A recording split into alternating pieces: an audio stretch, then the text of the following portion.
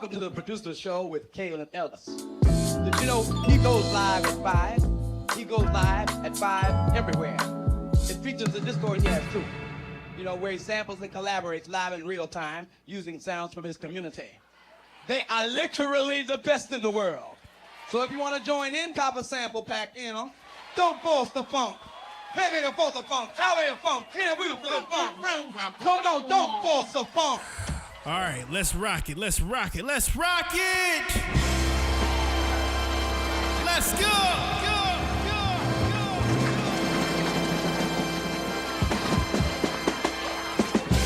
What's good, everybody? I gotta adjust some stuff real quick. Let me make sure this camera is properly functioning. I'm gonna go ahead and swap over here. Oh, that works. That's perfect. Hold on, I'm about to go ahead and hit this normal tracking. Taking off my bonnet because I needed my moisturization for my hair to be like moisturized. How's everybody doing? Swap over to this camera right here. Make sure everything is solid. You guys having a solid February 11th, Tuesday, 2025. Super crazy. Yes, we got some folks in the chat. I'm currently looking. Ciano, Terrence, how you doing, man? Ciano Crash X Fleet is also in the building. Foliage Beats as well. Shout out. I appreciate y'all just pulling up. Ronnie Bars, what's good? We got 180 viewers watching right now from multiple streaming platforms, aka Twitch, YouTube, and Twitter. Shout out to everybody who has not tapped in. Grayson Texara says, I'm going to tell you again how good readiness comes in time. Appreciate you so much. Yes, that record, Readiness Comes in Time, that is from the new album. If you guys are waiting for the last 30-something minutes for me to begin the stream, just know I was playing the brand new project Off Beat that just dropped on all streaming platforms. You can literally stream it right now. And so with that, let me go ahead and throw some frequencies at y'all for the one time. I'll probably do a little breakdown. I'll probably break down the whole album if y'all want me to do that. I feel like I can really talk about the conceptualization of this project at this point. As well, might I also mention, I'm not going to be here for the rest of the week, unfortunately. But I'll be here literally next week. It's just this particular week. I'm going to be out of town. And if you want to know why I'm going to be out of town, I, a.k.a. your boy, Kalen Ellis, got invited to play at, let me make sure I quote this correctly. I got invited to play at, make sure. Let's see here. Yeah, so I'm basically playing at the All-Star Weekend out in San Francisco. And it's with Blavity.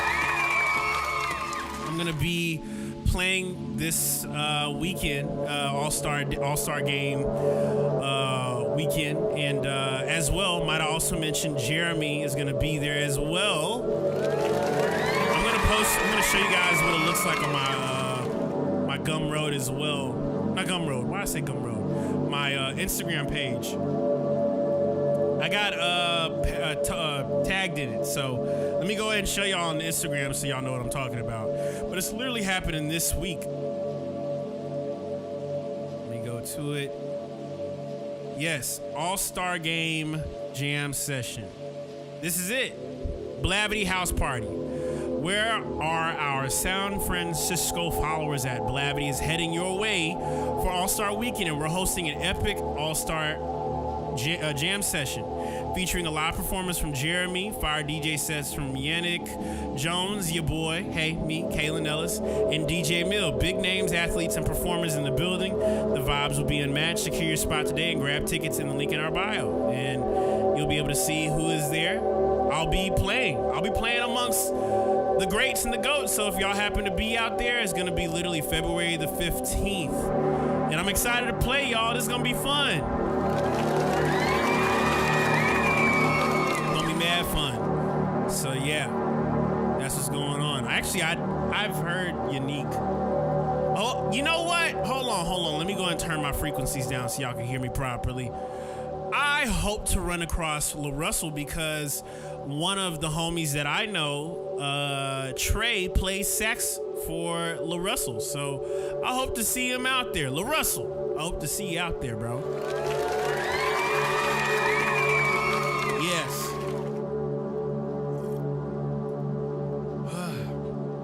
But nonetheless, got a great stream ahead of you guys. So if you want to know where I'm going to be at this weekend, that's where I'm going to be at. I'm not going to be doing the stream after today until like next week. But, you know, I won't be gone as long as I was the last couple weeks. Terrence says, y'all together would make some fun records. I would make some crazy stuff for LaRussell, bro. I would make some crazy stuff.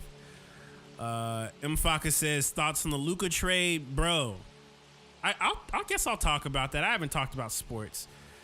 That string part in E sounds so tight. I love it. I guess tonight is going to be the night that I start breaking down Offbeat, the album. I'll do the whole breakdown if y'all want me to. I could make it a speed run if we'll call it that, you know. But before we get deep into it, if you currently want to know what's going on, my name is Kalen Ellis, and I go live here whenever I'm not traveling. Mondays, Tuesdays, Thursdays, 5 p.m. Eastern, live at 5. I'm usually here cooking up, collaborating, talking, and creating. This space is intended to help the creative who wants to make beats, and also, too, if you want to find a dope community, this is the space to do it. The only way you could be able to join is by copping the sample pack. So I highly suggest you to cop a sample pack to join the Makers Club, aka the Discord. It's packed full of 3,000 really, really dope creatives that are part of the Makers Club. We be cooking up, talking every single day. So let me go ahead and put it right here. NFL season is over, which means to get my health and music right. Yeah, we all got to get our health right. So I feel you on that. Grayson says you went crazy on the drums on Chosen. You know something funny? Because I'll tell you guys about this. I think this is probably and I'll go deep dive into it, but this is probably my most musical project I've made thus far. So if you want to be a supporter, I highly suggest you guys to go to the store. Go to Gumroad. My Gumroad store also has the album. And if you want to see the album, this is the album right here, Kalen Ellis Offbeat.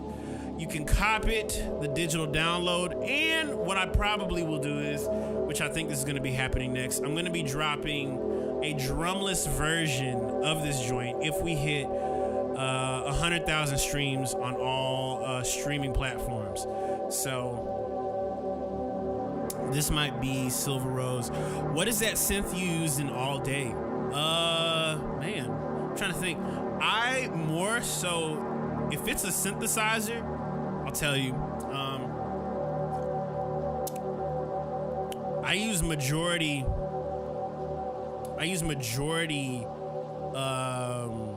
my original sounds. So the bass line, that's my central bass rack.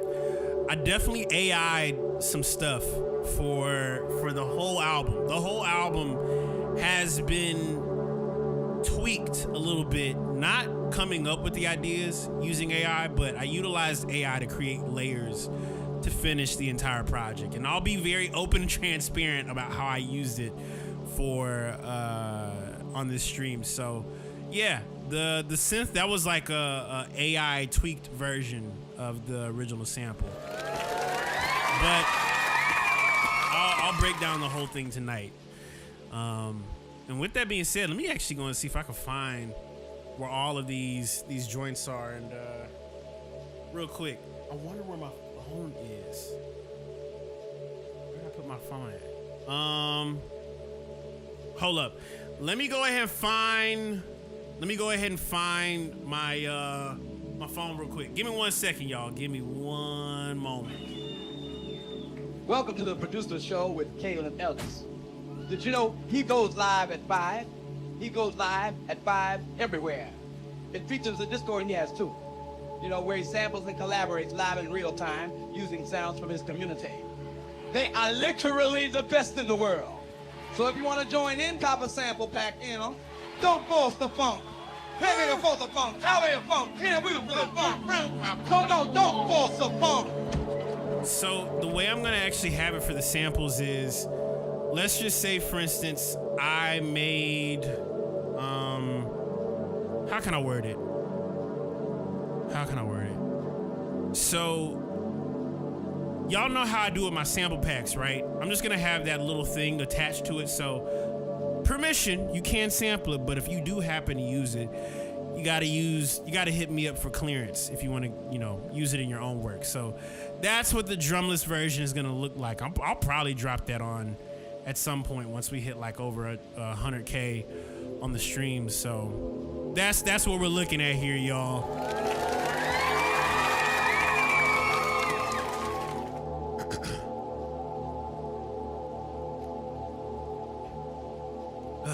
But yeah, I saw, what's another group that did that? Daft Punk did that with their Random Access Memories, but it was right after they broke up, right after they broke up. But before we get deep into it, we'll talk a little bit. Y'all know how I get down. Like I said, it's been 3 weeks, so I'm trying to catch up on everything. We had about 9 segments yesterday. So I'm looking forward to probably 10 cool things we could talk about. So whatever questions that you currently have a part of the stream, whether regard the album, whether regard any like techniques on music, any questions about career, like I want to be able to provide this space to be able to help answer any questions that could be thrown out there. So if you got anything, let me know. I want to be able to help answer all of it. You know what I'm saying? That's what this space is dedicated for, and I appreciate everybody for being here on live at 5 with your boy, Kalen Ellis. So, Crash X Fleet says,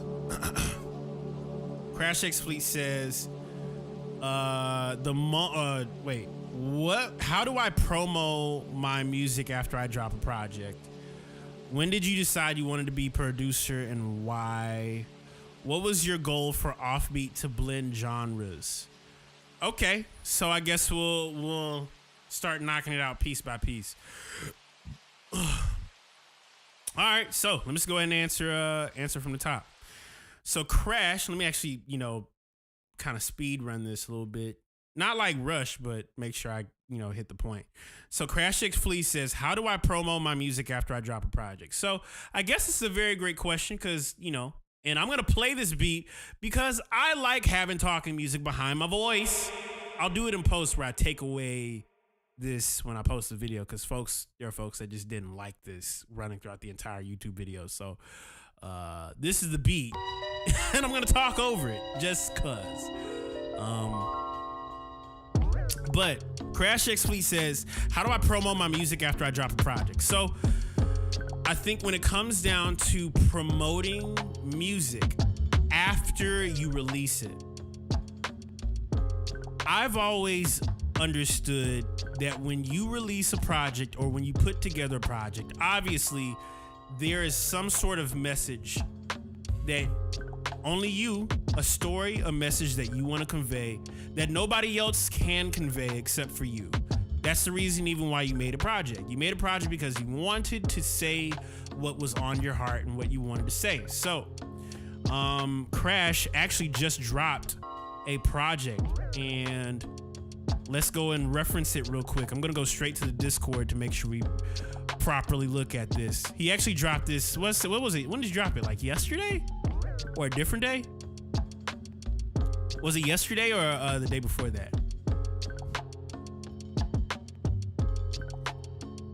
Go to releases. Let me see here. Crash. Yesterday. Okay, cool. So let's go ahead and go root of it all. All right, so let's go ahead and find it. This is the project. Yesterday, 3 p.m. Root of it all, Crash Fleet. So, when me kind of looking at it at first, I love the artwork. For one, it does give there is a story here. It's interesting. Root of it all, rooted.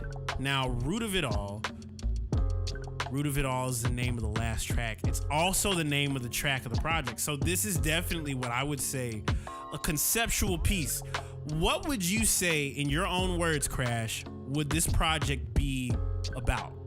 Because I see Root of it all, Make a Play, Rebellion, Day Off, Duality, Nostalgia Boulevard, Cinema, Imagination, Bag Secured, Neighbors Knocking. There, you have a concept here, but I don't want to overshoot it and be like, this is what you're saying. What would you say this body of work represents at the moment for you? And based on whatever you give me, I'll be able to help you with promoting it, because you actually have some pretty cool things here that I would kind of deep dive in how to promote it. I just want to know that. So that Crash, the question is, what would you say this project is about? If you can answer me that.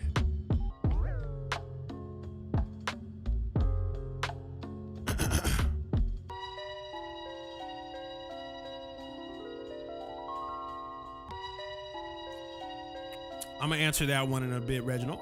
I got you.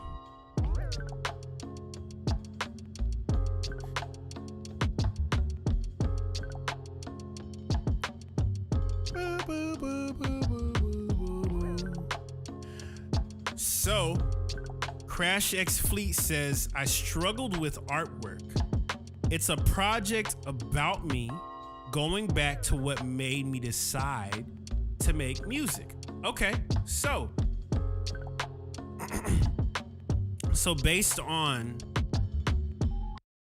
this is the project that inspired you to create music. So, cinema, imagination, nostalgia. Okay, just kind of looking at things face value. There's a reason why you name certain songs a certain way. Only you know that reason. But I would look into if you could find ways that certain titles of these records could look like.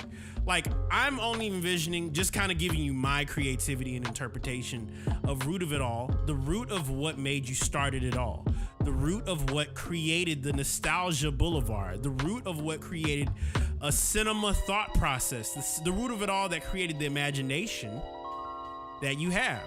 And so I know something that creates an imagination for me of how I created music. And so let me go back to like something that's personal for me. I learned about promoting music through, there was a tape that came out of Michael Jackson way back in like maybe the early 90s or the late 80s. And I just remember it did a very great job of portraying Michael Jackson as a greater than life figure. So what they did was they took all of the videos and all of his performances and all of the things that best represented him and compiled it in a way that made it seem like, man, people are passing out over this guy.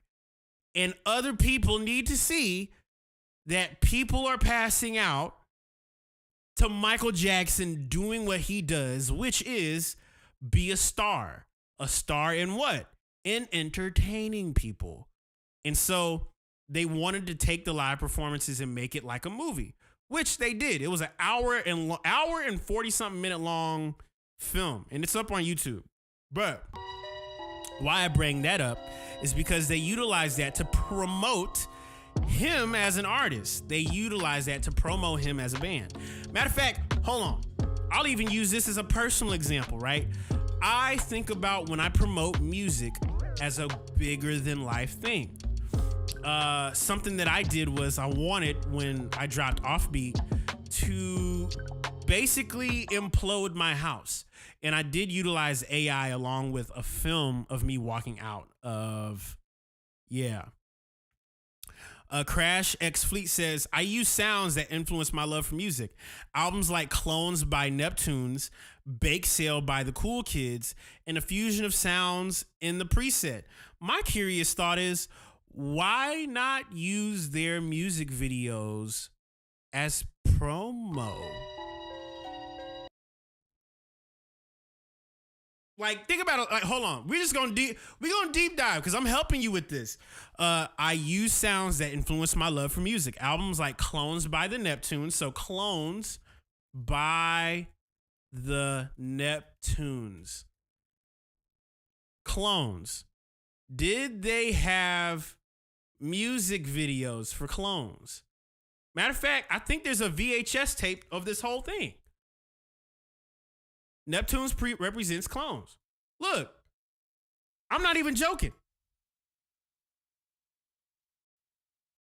Hold on, let me make sure I got the... You know, with the first NERD thing, it's cool because, but you know, this album I would is like pick us. apart... This Clones album is us.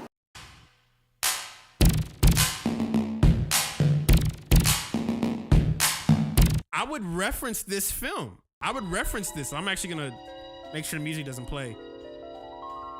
Matter of fact, hold up. Let me give you a little concept. Let me give you a little idea. Hold on. Let me go back to your album. I would take the video.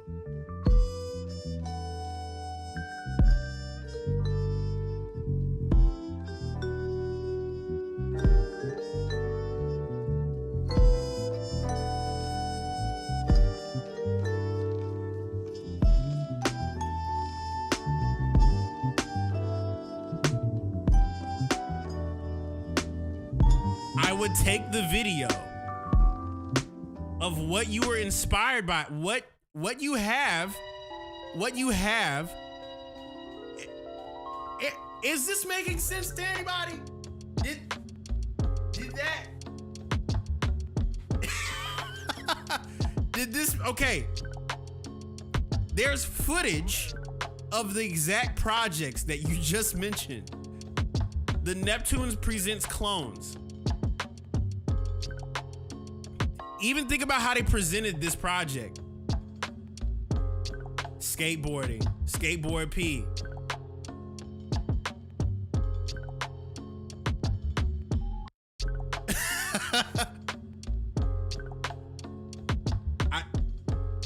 Take what you're inspired by.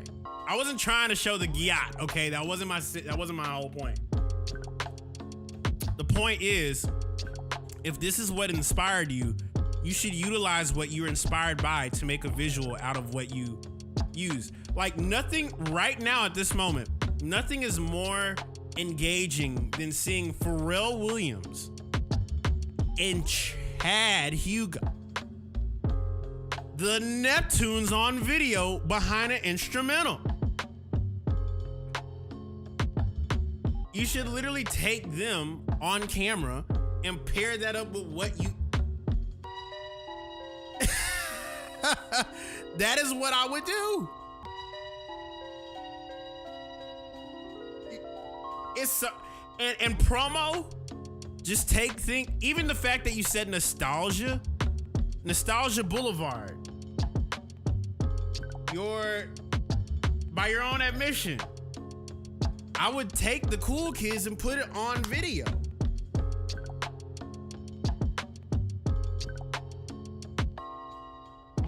And I would just keep it simple like that. Because even when I'll never forget, actually, my first music video, my unofficial music video. I'll show you what my first unofficial music video was. Construct. No. Preflamella.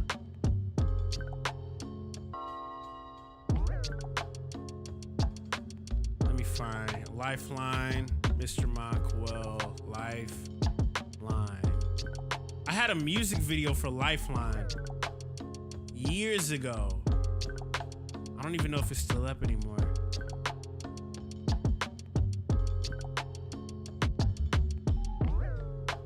Let me see here. was it Lifeline? It might have been a different one. Inner Spaced. That's what it was. Inner Spaced, Mr. Mockwell. Yeah, that's it. I think that's the one.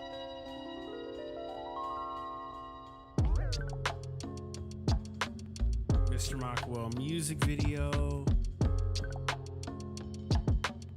Man, I wonder if there's any other ones. Man, none of my favorite stuff is on. Oh! Here's a good one. 12 years ago. 12 years ago. Someone made a music video. I thought this was the coolest thing ever at the time, by the way. Someone took a remix that I did and made a video out of it. And look what they used.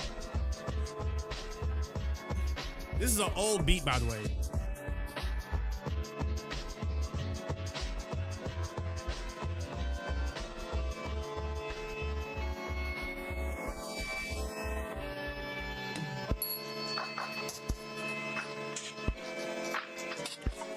It took video game. It took the video game and just had that playing on top of this.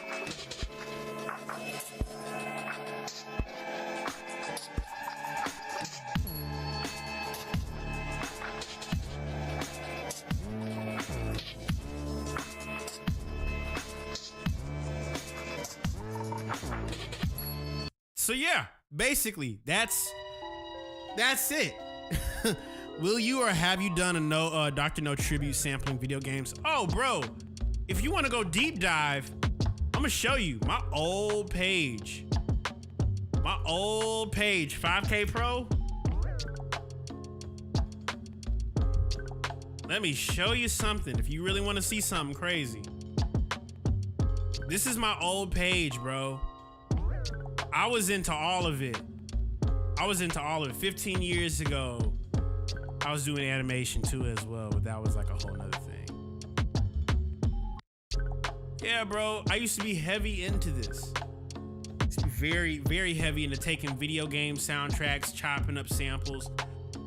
That is my origin. That is my whole origin. Ronnie, my whole origin was inspired by video games, Mad Lib artwork, and 8-bit sounds and jazz. That's all I listened to for a while. I didn't even like trap music at the time. I remember when trap music came out, I was like, man, trap music isn't like real music, real musicianship. Blah, blah, blah, blah. I got open to it around the 2010s, but I wasn't attentively trying to make that music. I just wasn't. But all that to say, take what you're influenced by and use that as the visual influence of what you want to promote your work. Everything, whether you recognize it or not, everything that we sample, everything that we make, everything that we create has some sort of visual element attached to it. Everything that we create, someone created some visual aspect. And matter of fact, if you look at all of my earlier beat video stuff from 14, 13, 12, I would just upload instrumentals and put a picture on it. Even if the picture was weird,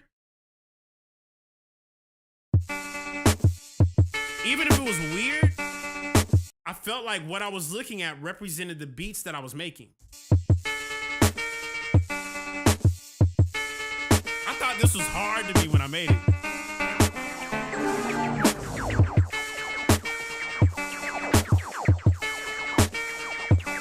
Yeah, this is 14 years ago.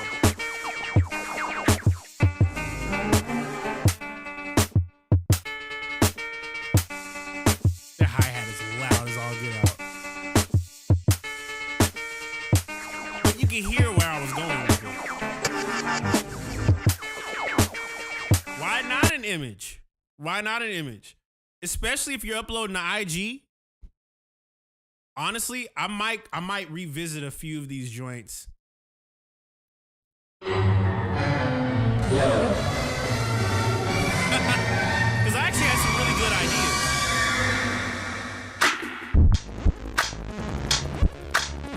I was okay. As well, I might also preference this.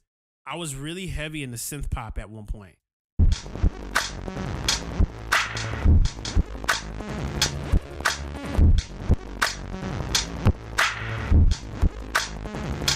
This is 15 years ago, by the way.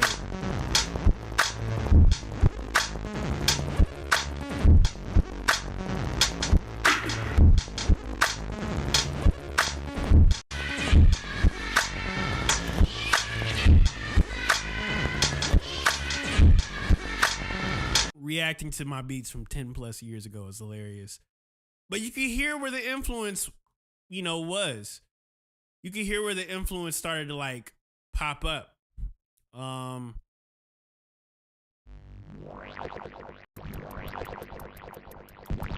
That little distorted thing.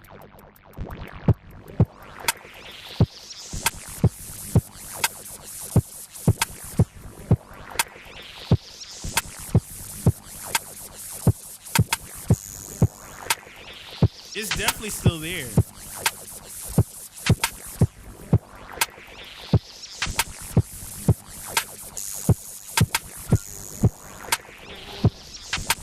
All these little elements have something about that. But I was always willing to pair what I was making to a visual. Even if it just even this right here is one. This is when I started getting to like using low end sounds.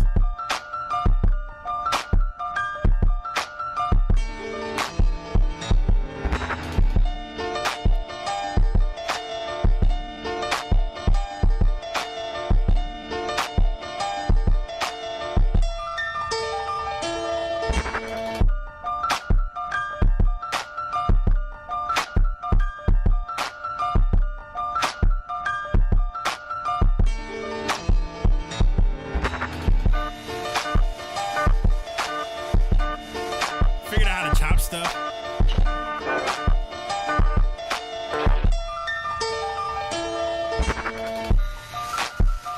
I never let people know what I looked like, so a lot of my joints ended up like that.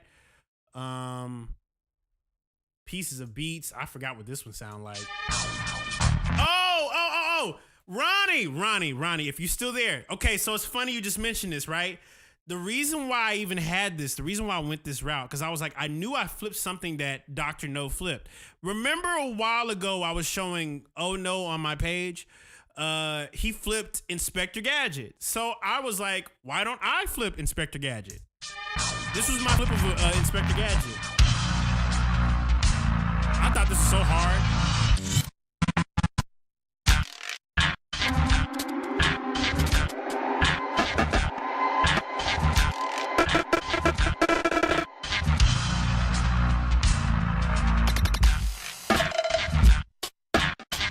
I thought this was so hard when I made it.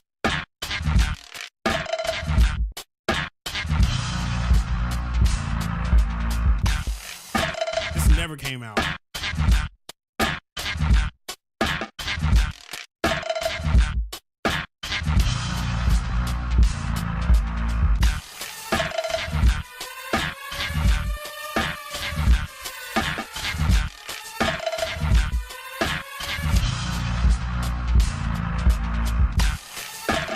But all of them, that whole era, that whole time, was definitely inspired by video games. It was inspired by just a lot of stuff. It was very inspired. Even when I did like the promo for projects. Okay, Crash. This one's for you, bro. This is for you. Check this out.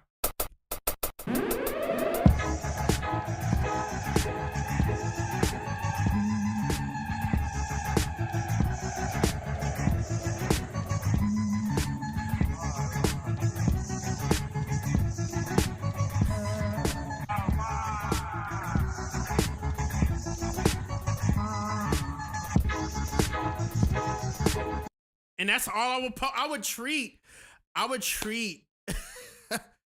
Yeah, I would treat my Instagram videos. Hold up, I would treat my Instagram videos, or like not Instagram, my YouTube videos like Adult Swim commercials, because that's how inspired I was. Old and new. You know what? I just maybe might do that. I think you got a good point. Ooh, you ready for this? I even flipped MF Doom 12 years ago under a whole different thing. I had the Mr. Makwa page.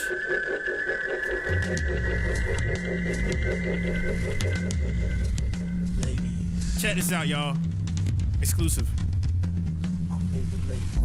Mary, you made me wanna eat you. Every time I see you, it's like the first time I meet you. Fragrance like a flower, subtle and sweet too. Seductive and whatever, it might as well be see-through.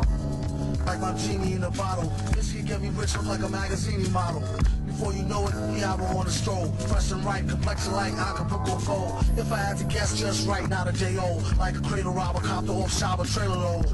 Know the right number, you can get her. And hit it while you with a soul to the highest bidder like fruits and berries. Bring daddy loot in a hurry. Just be cute and don't worry. Time to make a nigga hallucinate and admit it. That she started losing weight, letting everybody hit it. Unlike Allie, sometimes she get bitter. Always kept me happy, never had a problem with her. She used to let me use her back when I was looser. Respect her to this day and never did abuse her. I told her I'll be faithful, but she don't believe me. The fact that my brain at this age, mind you, when I made this, I had no idea that he was talking about the different herbs of smoking. Okay, I did not know that. I thought he was talking about actual women. That's how disassociated I was that's what he was talking about. I was very inspired by it. Kept a shorty man finding much thinner. Known to make a cat.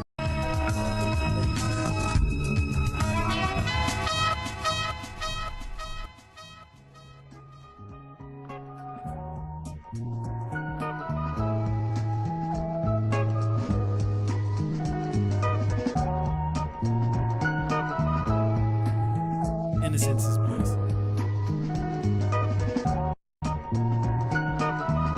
That's what I'm saying. I was so disassociated. I had no idea.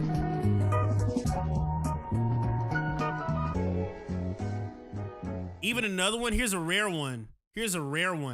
I flipped the Celestics. Everybody knows the Celestics. If you don't know who the Celestics are, that's K Tronada and his brother Louis Celestic. Shout out to Louis. Shout out to K. Shout out to the homies. So this is some. If y'all didn't know, that's what this is.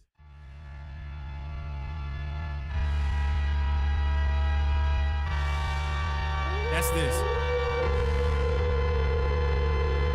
Watch the monkey eat the micro banana while monkey designing a new brand of bandanas. Louis P, the chef de master. Boyardi, it's pasta. Money, power, respect. Peace, c'est Tony Montana.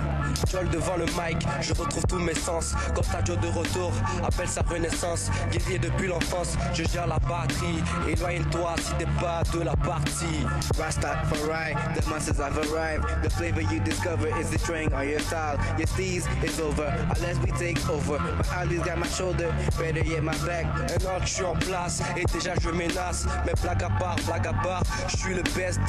Qui peut être, sérieusement, je les stresse. While Louis spitting on the track, it's your darkness is on his Mac. Mixing up some hot crap so I can maybe get a stack at least. More money, more problems, and you at least. The money, I got him. Toujours posé, les filles ne font que kiffer. Mais rien ne change, On galère, on trime, là la dream team. Venu de bas, puis je prends le contrôle. Le rap, la danse, et aussi le haut. My crew is like X-Men, where you get them snapbacks? They be asking, looking around, I see nothing that's inspiring, so I can be the rapper with a message to be sending. It make no sense. How can you make dollars if you don't make sense? If you buy deposit into the bank, your weekly check shake. Joey Costa, African mobster, Haitian rockstar, committed, take a picture and put it as a poster. Cause you know I really, truly love your songs. Truly, yo. so soulful. Aborigine, cause the sample is also Brazilian. The track like is so remix their whole hypnotizing. thing. Got you niggas wildin' over the track. About to put islands on the map, so many flows. About to take a nigga back to the 80s. We need better rap, nigga. Yeah, nigga. Yeah, nigga. Y'all see what's up? Yeah, what's up? Flip your influences. When I that was the point. That's exactly why. That's exactly it. That is exactly it. Okay. Rare species. Okay. I would recommend, if you can refresh, can you refresh it? Because there's something about Twitch that is off sync with the audio. Don't know why that is happening.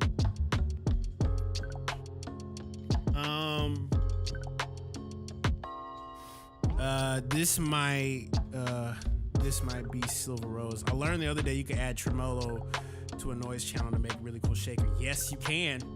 Yes, you can. You can do a lot, but shucks. Let me go back and answer those questions, y'all. I hope all of that made sense going down that crazy rabbit hole deep dive. Let me go back. Let's see here. Because I want to answer all those questions. We got questions from earlier. Lucrative7 says, when did you decide you wanted to be a producer and why? Good question. Let me go and set a timer, and I'm not gonna overshoot it. I'm not gonna get wrong. I'm gonna do right. We're gonna do right this time. Timer, 15 minutes. Let's go. I think probably early 2007. I was making beats on my old computer back at home when I was still younger, when I was growing up. I used to make a lot of beats, but it wasn't even me making beats. I liked hearing weird sounds on a loop, right? I just loved hearing something over and over. Maybe it'd be that, growing up, I played drums in church. But I didn't know what it was called. I didn't know what a producer was. I had no idea what any of that stuff was. I was just a pre-adolescent teen. I was a teenager who was very impressed by things that were just different. Okay. It wasn't common to be in middle school and someone goes, I like to make music. You know what I'm saying? Like, and at the time, if you told someone you made music, it's like, oh, do you sing? Do you rap? Do you dance? If not those things, what kind of music could you possibly make if you're not singing, rapping, or dancing? And little would people ever think, oh, Kaylin, you play an instrument. Yeah, I grew up playing an instrument. And so I remember it was maybe 9th or 10th grade. I remember I had already been making beats and I wasn't really like that sold on it. But I did find myself really comfortable with being behind a computer. I understood that computers require a level of focus, a level of expertise. And I'll never forget that I want to say after I got deep into this 3D programming program called Endorphin. If none of you guys know what Endorphin is, Endorphin was a learning edition version. It was an animation tool that allowed you to create physical running motion. It was like a 3D physics engine that allowed you to program realistic human motion. And I'll never forget, I was so deep into it. If you guys saw me scrolling through like my old page and you go to the very bottom of like when I first started uploading on YouTube, I was making mad videos of me just running animation, right? I loved ragdoll animation. For whatever reason, I liked watching fake Michelin Man like 3D models falling down a hill. It was because of animation, 3D animation. Why am I telling you this? It's because that is what led to my obsession with understanding that that was the engine created to run GTA 4. And GTA 4, when I played GTA 4, unfortunately, I was in middle school. I was way too young to play that game. But the music they had in that video game was hysterically great. You remember Pivot, stick figure anime? Oh, bro, I was deep in all of it. Pivot, stick figure animation. I was deep into Blender early on. I would take the monkey and make the monkey turn into like a rag because they had like, someone had a YouTube tutorial on how to do it. I remember back when they used to make wrestling 3D animations with Endorphin. Y'all, that's the whole thing. But that same animation tool is what went into GTA 5. And so when I got into GTA 4, and it's actually interesting me thinking about this, GTA 4 is what got me reinterested into making music again, because all I would listen to was the jazz channel. I naturally found myself scrolling to the jazz channel anytime I would like hijack a car. And one of the first records I heard was this joint called Daylight by a group called Ramp. And I had no idea that Daylight Ramp was produced by none other than Roy Ayers. And when I found out that's how it started, I started learning about jazz music through a video game. And so I got really inspired to just listen to that all the time. I got so inspired to listen to it that like I would take jazz and gospel chords and just like, how can I recreate this song that I just heard on GTA? And after a while, after I started like mimicking that music, I found myself gradually walking away from doing 3D animation. I saw myself slowly not animate anymore. And I actually haven't touched animation in that way probably since 2010. Aww. But given it created everything that you guys know about me, if you learned about Mr. Mockwell, learned about all that when I did, Mr. Mockwell, changing into my name now on SoundCloud, that was like the early days, but that's when I made that pivot. Rare Species says, what was the first DAW you used then? My first DAW was a program called Sony Acid Music Studio 6.0. Well, I'll take that back. The first couple DAWs, I'll give you the whole lineage. My dad gave me MTV Music Generator back on Windows 98. That's when it worked.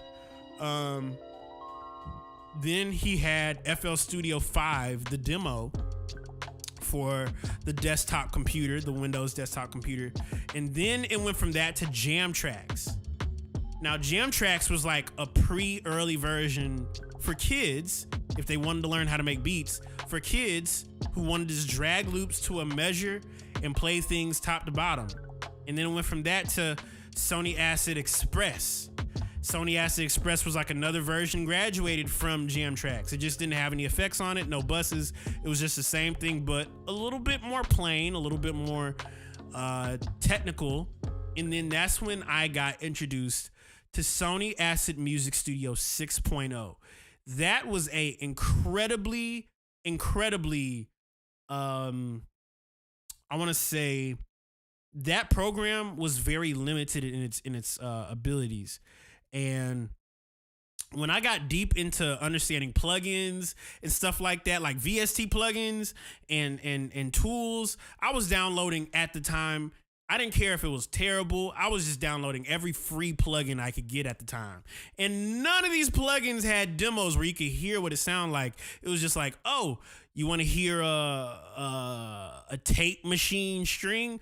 Download this plugin. I didn't care if there was malware on it, if there was viruses. I was downloading it to my mom's computer, and I was using it.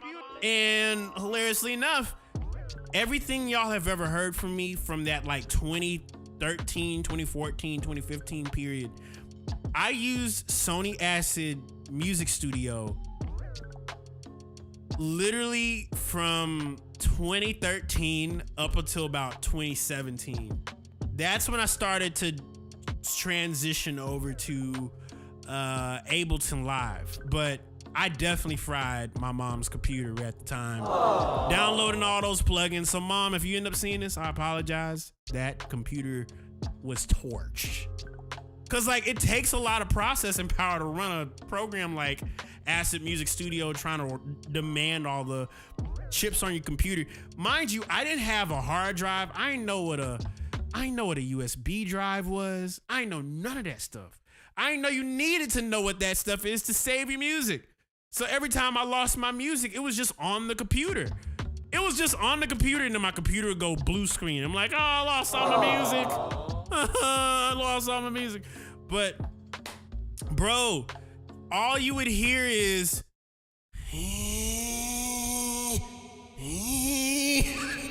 bro, I can't even, bro, the amount of times, and I have fried so many computers. Now think about it, like they were all fried. They were all like, that fan was fanning, okay? Definitely. I fried so many laptops, bro, just because Sony Acid required so much processing. And the beats that I was making weren't just like, oh yeah, a couple loops. No, I was doubling tracks because I didn't know that you could make buses. I didn't know you could make effects chains. I just would throw everything on one track and my computer would stop running. Like, bro, all those beats, y'all, I do not have none of that anymore.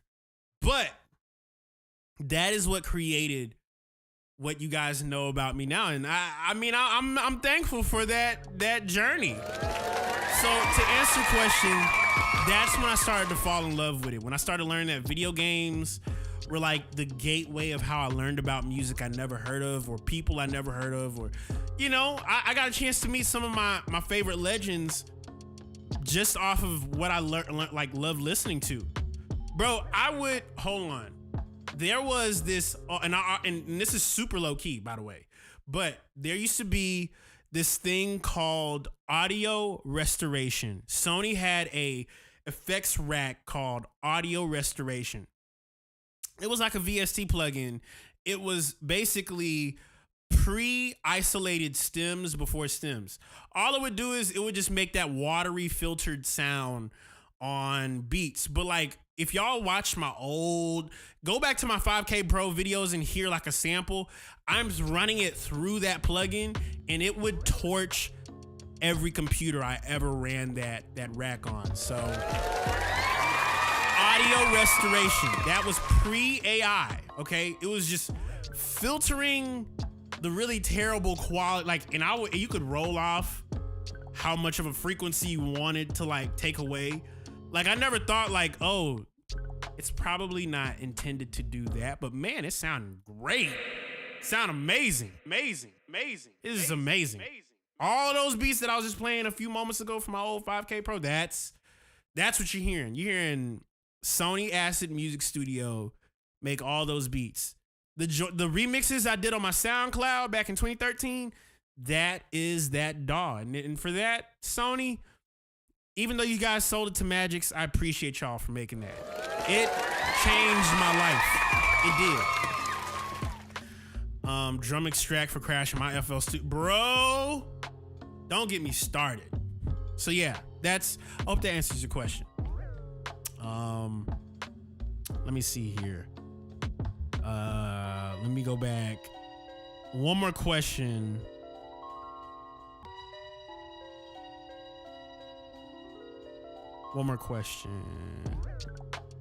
There was one more question that was asked. I don't even know I could find it anymore. What was the third question? Yeah. But yeah, if y'all got any more questions, let me know. I'm just trying to answer everything I possibly can before we get deep into tonight's stream, because, you know, we got some cool stuff. I'm not going to be here next week, by the way. So if you want to know what's going on, I'm just chatting up, creating, talking, answer some questions, whatever y'all want to know, I will answer that mug. We are live at 5 with the ones and only The Makers Club.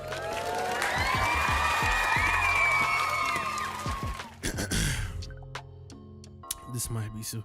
Kaylin, you should sample Ostavi Trag by September.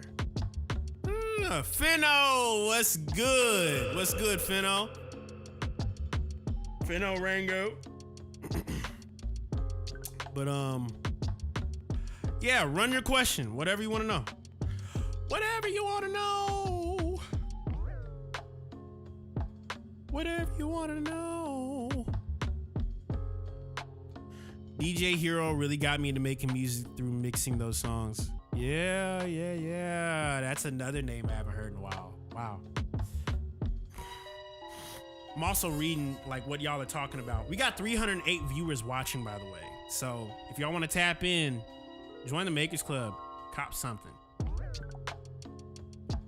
IRC Kendrick used for that.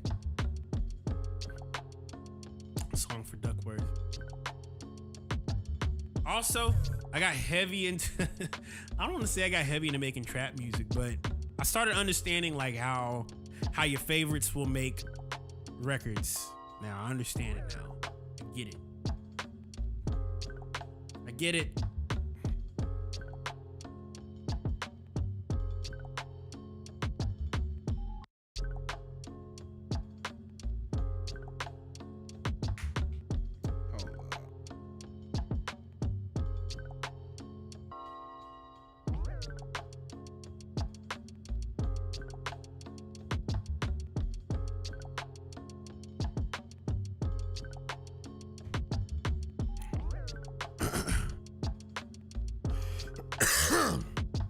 Lucrative 7 says, I stumbled across music production after getting a Mac PC stolen. Wait, how did it get stolen? How did it get stolen? I've heard about some homies' gear getting stolen. Like, it's a cruel world we living in.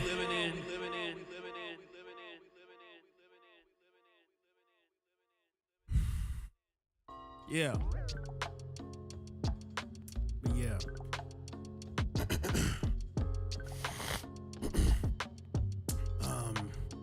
But shucks, let me see here.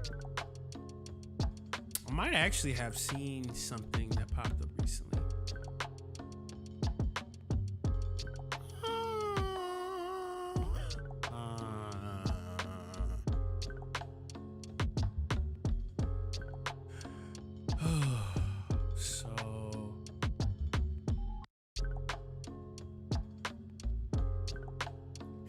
He says, in quote, Lucrative 7 says, I was DJing at a pre-drinks, left it under the sofa. Think we were so drunk. We were drunk, so forgot to lock the door. Got back, was gone. Jesus, bro. It's a good thing that you got stems. You got stems that could be extracted for beats, but not everybody is fortunate enough to have that option. You know. Not everybody has that option, but nonetheless, man, I guess we'll get into it today. If that's it, I'll go ahead and talk about my album. If y'all down with that, I'll talk about the album. And so, for those of you guys watching, my name is Kalen Ellis, and I'm live at 5 here with the Makers Club. We're just all chatting, chilling at the time, and I might actually switch the colors in this room because I gotta tell y'all about an album. I just dropped an album literally a week ago. Precisely a week from now. A week ago. I dropped an album called Offbeat. And what Offbeat simply stands for is just me playing off the click, off the beat, having fun, off the beaten path. The whole thing is just musicianship oriented. And there's a lot of things happening and transpiring, and so I wanted to do like a little breakdown of the whole thing and probably make some beats, because as soon as I go through all the songs, I'm sure we all gonna be like, yo, like, what's going down? So prepare for this part here. Whatever questions y'all got about the album, if you have not bumped it, it's on all streaming platforms. You can also buy it directly from my Gumroad. And for those of you guys who have bought it, you guys will get instant access to the project when I drop the drumless version of it. So yeah, that's coming next. So yeah, let me go ahead and go to it. One of the first joints that pop up on the record is a joint called TD8. So I'm gonna load that up. Even the name for it, what that even comes from, I'll tell y'all in a second. I'm loading it up right now so I can be able to get this. Yeah, I'm about to load it up right now. So yeah, this is Tap Dance 8. Showing places. Oh, that's perfect. That's perfect. Yeah. All right. So let's go in here. Let me just copy the vocals so I could bring it over here, if that's cool. Let's see here. Don't save.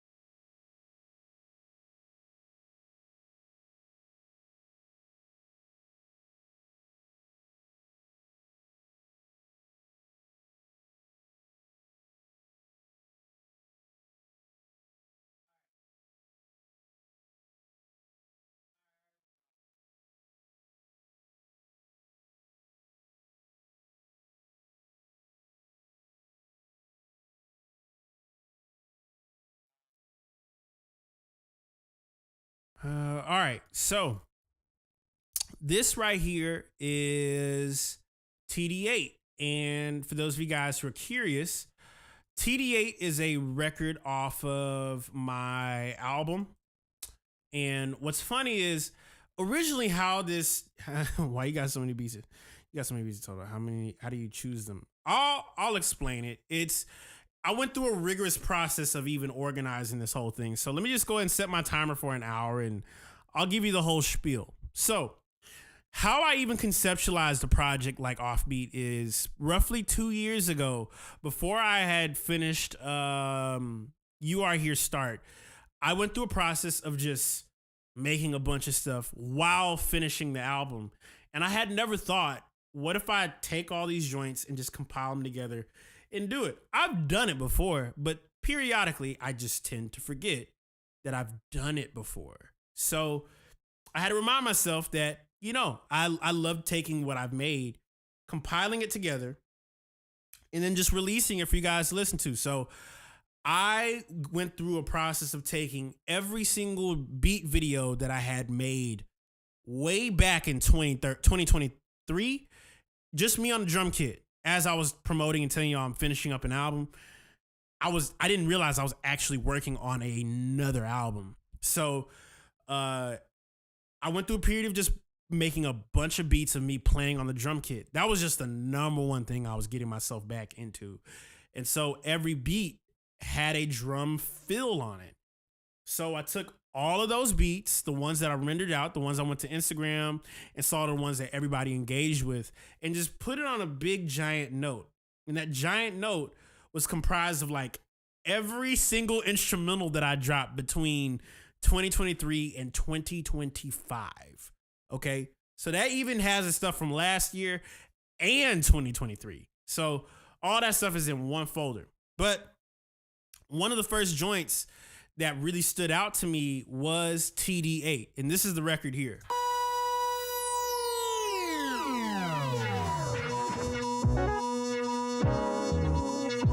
Yeah, this is the record.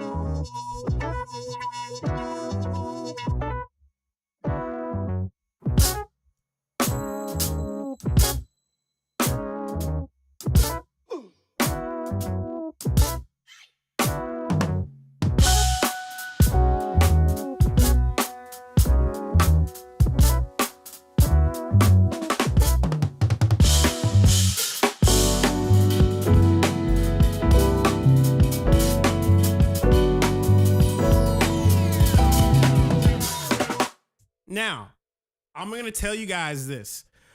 This track was a combination of a lot of things. I basically just jammed out with the original idea sitting right over here.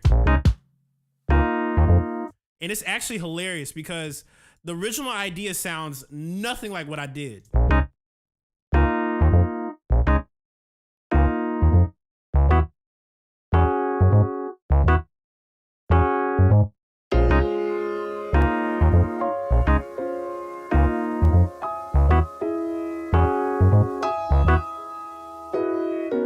That's the original. That was like the original chords I had.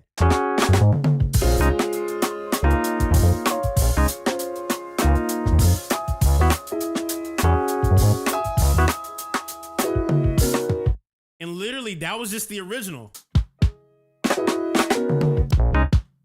I just had a lot of fun jamming with this. And so, how do we go from here to this?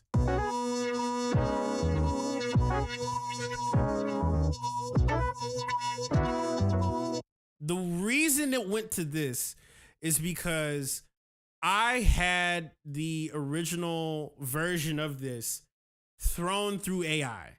And I remember I was sitting with the chords, and no matter how long I was sitting with the chords, they just weren't hitting a certain way.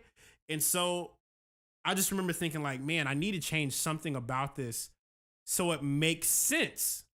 And so I went through a rigorous process of rendering all these different da-do, da, da-do, da. There's other versions of this that did not work. And it was just so bad. It was so bad. It was bad because I was trying to make something that stood out. The original one. This is the original one before I went and chopped it up.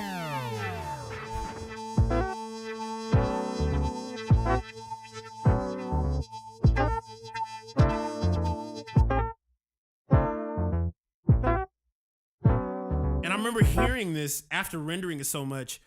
By the way, I used Audio to do that. And I went through so many different renders that like did not have the tonal, and I'll actually go through and find it real quick. Let me go to my Audio and let me hit create, see if I can find it. What did I name it? What is the name? Ethereal Journey Remix. Ethereal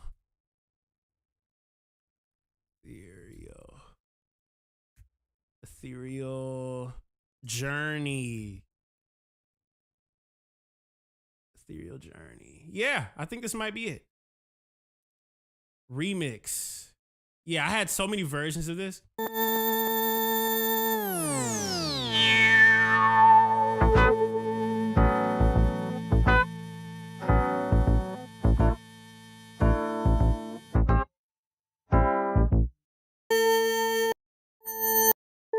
All these different versions I had.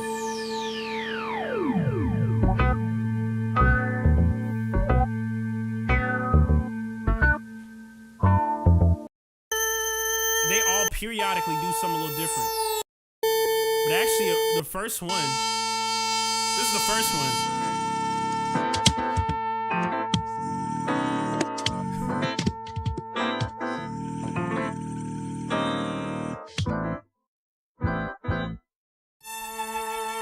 Strings.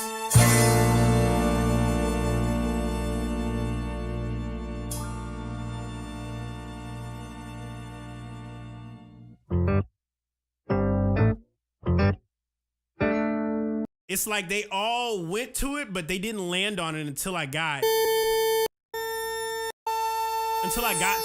And I'm like, that's it.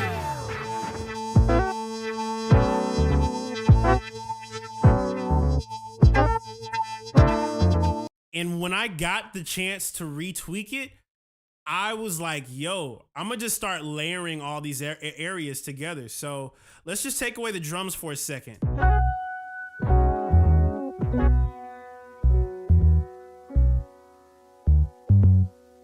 And I came with the second half of it.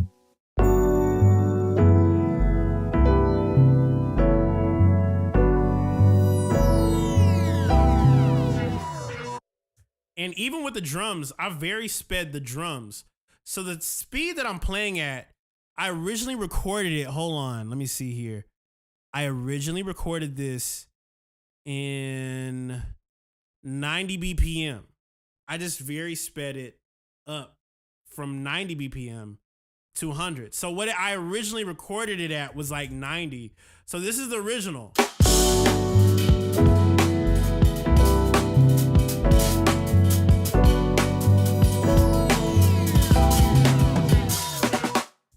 So that's the original tempo.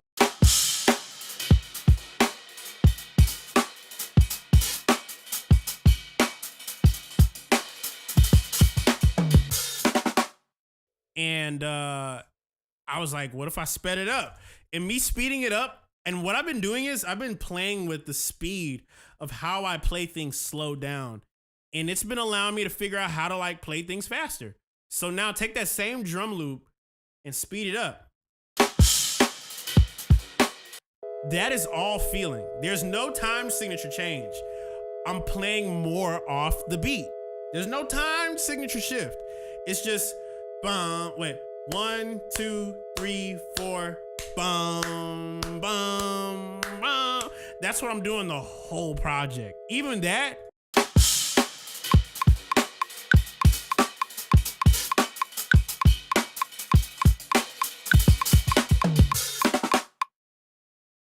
That's purely just feeling, okay? No time signature switch. I'm just playing all the weird, crazy ghost notes. Like, play around with, like, play a really slow pattern and speed it up. And you will hear that's what I'm doing. I could actually slow this down a little bit. Let's go to 80.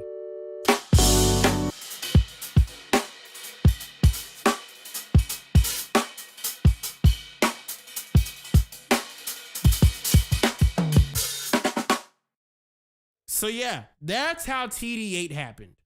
TD8 happened purely by me speeding up the way that I play, me being very curious with a really, really old recording I had from the original joint, and just being like, what if I played around with that pattern?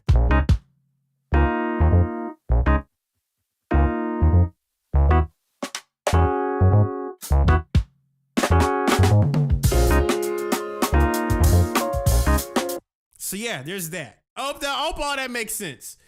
And so with that, let's go to the second one. I'm gonna speed run this. Let's go to the second one. Let's go to the E. Now E is something actually that goes way back. This joint goes way back to 2023. Actually, I wanted to make this. Actually, you know what? Hold on. Let me see here. I'm gonna load it up real quick. Let's load it up. I'll tell you about it. Yeah, I have a whole very sped option of me recording live drums. I have a whole video on that. So E. All right, here we go.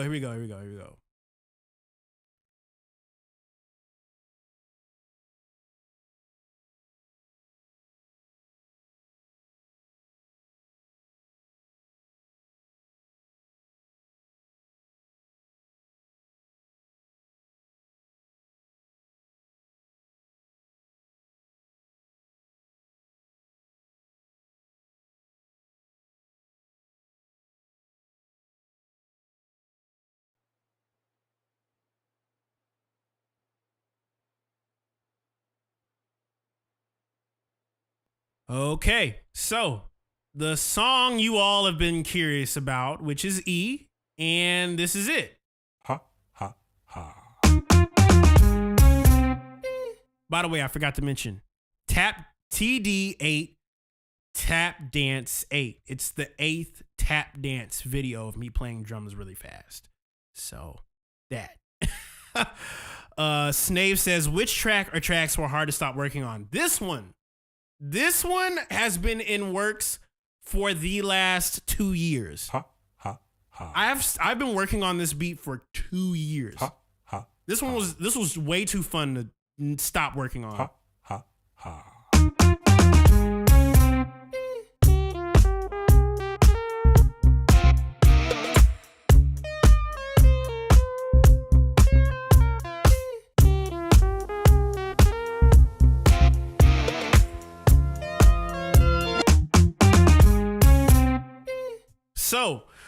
I'll give y'all a little crazy history. So when I was working on this joint, this actually sounded way different.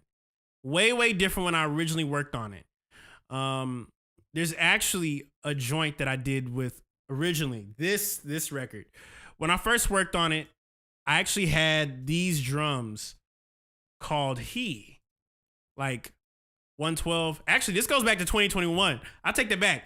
This is probably the oldest song on the project because when I first made this beat back in 2021, when I made this idea, it was just kind of this funny bop idea. And the reason why I'm mentioning this is because in one of my Splice sound packs, I have a joint called 427 He. Keep that in mind. There's a whole drum break. 427 He. There's a whole break on here. And I wonder if I could find it real quick. It's just a drum break. Let me see here. I might actually be able to find it real quick. Let me pull it up real quick. I'm gonna come back to this. I'm gonna show y'all.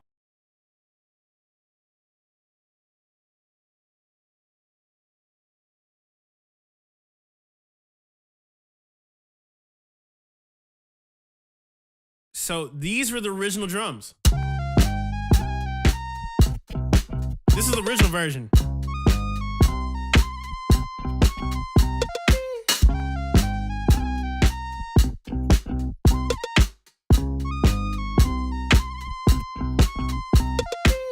That was the original version back in 2021. I've been sitting on this idea since 2021. So even when you take the drums away,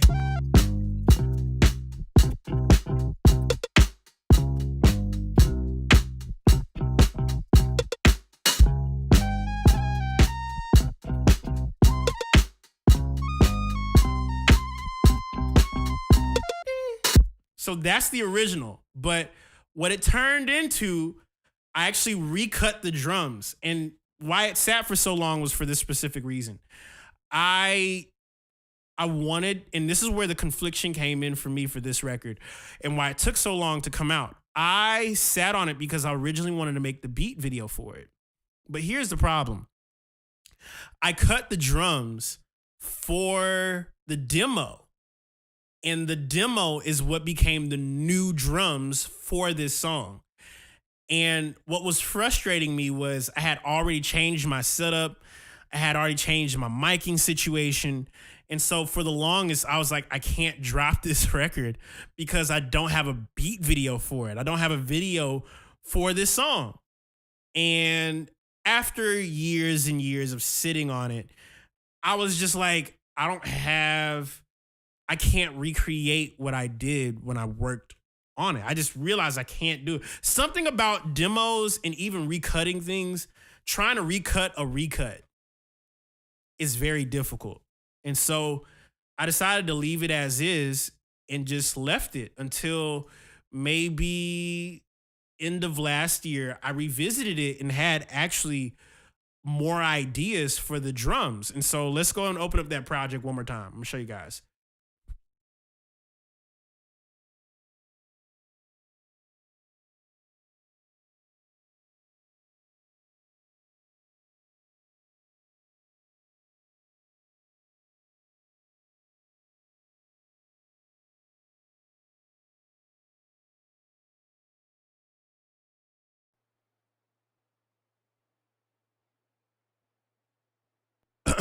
And so I went to recut the drums, and when I recut the drums, it sounded way better than what the demo was when I did it. So these are the new drums.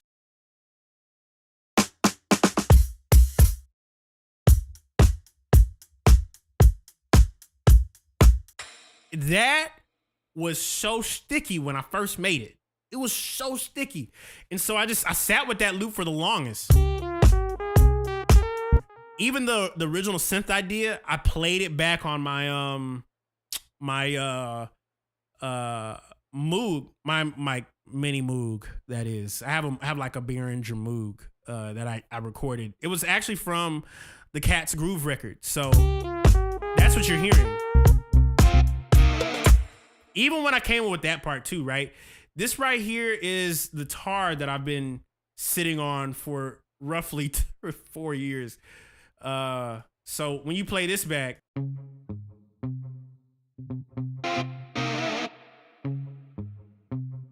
when I was working on it, I was like, man, something about the guitars remind me of ZZ Top. Now, if you guys don't know who ZZ Top is, I feel bad for you. But I was thinking like 80s post-disco, kind of indie, alt-punk rock, Britain kind of energy. I threw the tar, the tension Ableton rack through guitar rig. So if you take away guitar rig, that same chord sounds like this. So it all has like this very cheesiness to it. So that's what I like. I like the funness of it.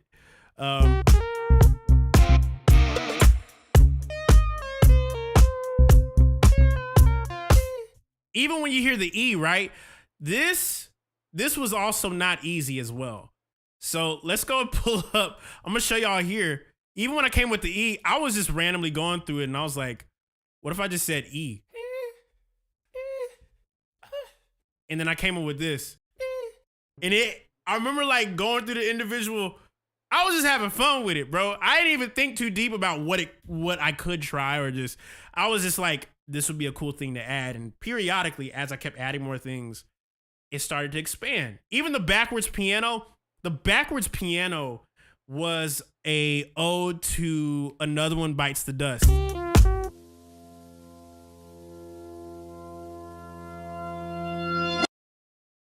That is Another One Bites the Dust inspired. That came from that. Even the lick. And so something you guys have been curious about as well, I'm sure, has been the guitars, right? The great guitars that are in this record. I had a original guitar melody that I played, and I remember I actually had a prompt for this because I was like, something about this needs to turn rock. But I actually had other versions of this that sound way more rock intensive than what dropped. And I wasn't sure how I can keep it, how to genuinely and honestly just keep it sounding black, but rock. You know what I'm saying? But rock is black. But I didn't want it to sound like it was cheesy rock. I wanted it to sound like you could play it in a stadium and it was still soulful. So I had to go through some history of like, what is black rock, unapologetically soulful, and just in your face. And the first person that popped up in my brain was Prince. Minnesota sound, to be specific. So I have a recording here of when I started like tweaking the recording. So right here. So this was the original guitar rig, right? This is the original guitar lick.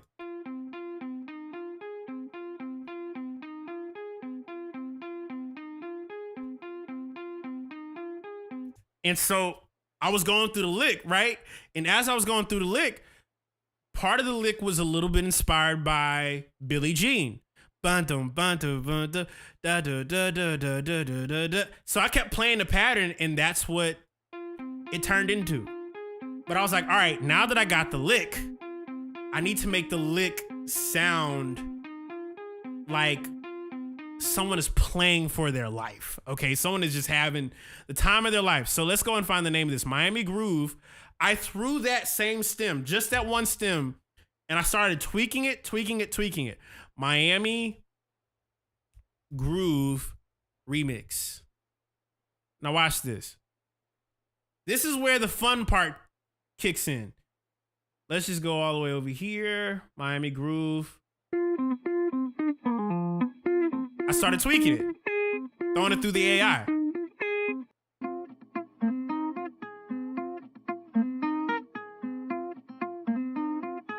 And I'm like, okay, it's starting to get a little closer, but I needed to sound like this sounds like Uncle Buster is playing during a church service and he's just in it. And so I started tweaking with the more of those as well.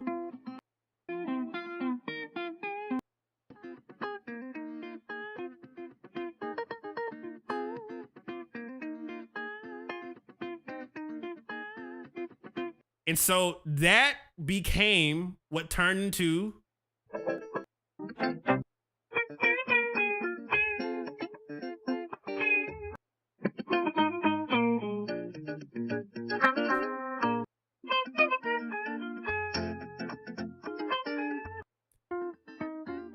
just sounded like Uncle Buster's having fun at church.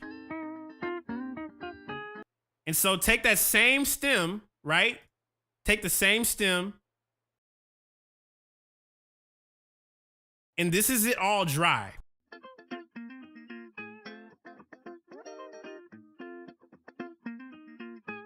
And I threw it through the guitar rig on the same preset I had with the tar, and that's what this turned into.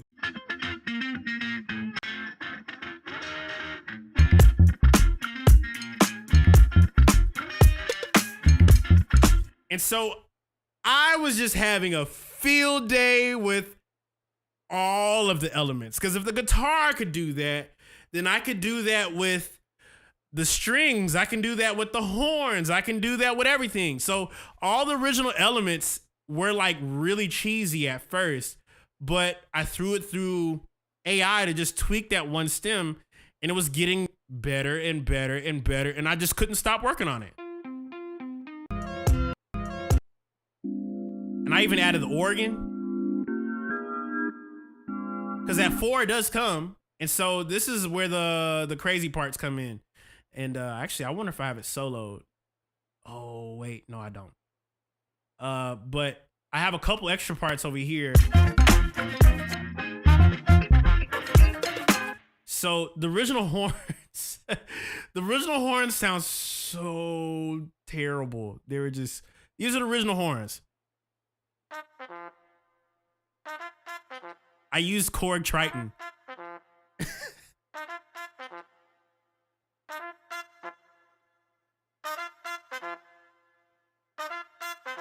And I went to the 4 right here.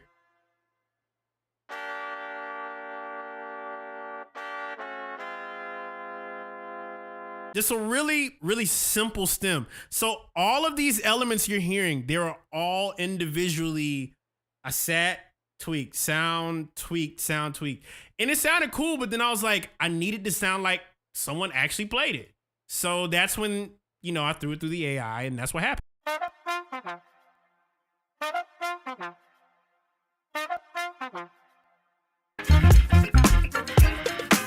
So yeah, I just started going crazy with it. And I know I love playing the 4 when it comes to music like this. So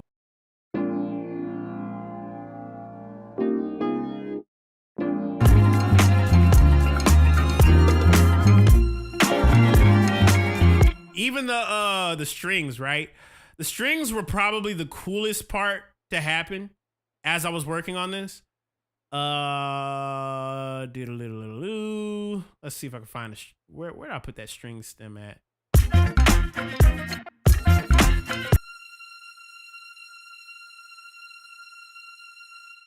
Korg Triton. It's a Korg Triton stem.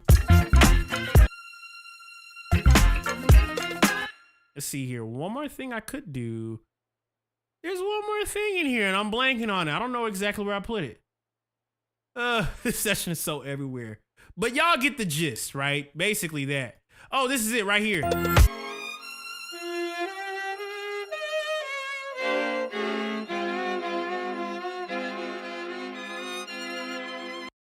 And so that original like chord thing that I did, that was just me having fun with it right here.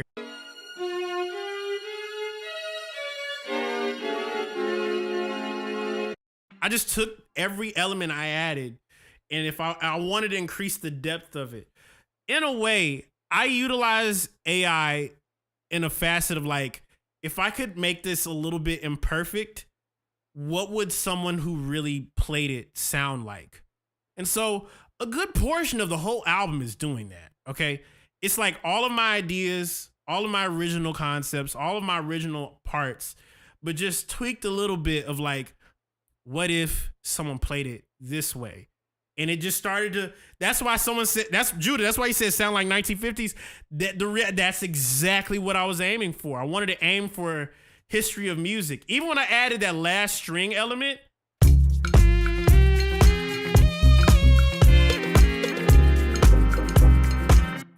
that is all me trying some stuff with it. Even this right here.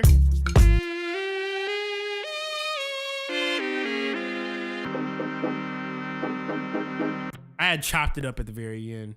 I had dropped it like -5. But y'all get the gist, right?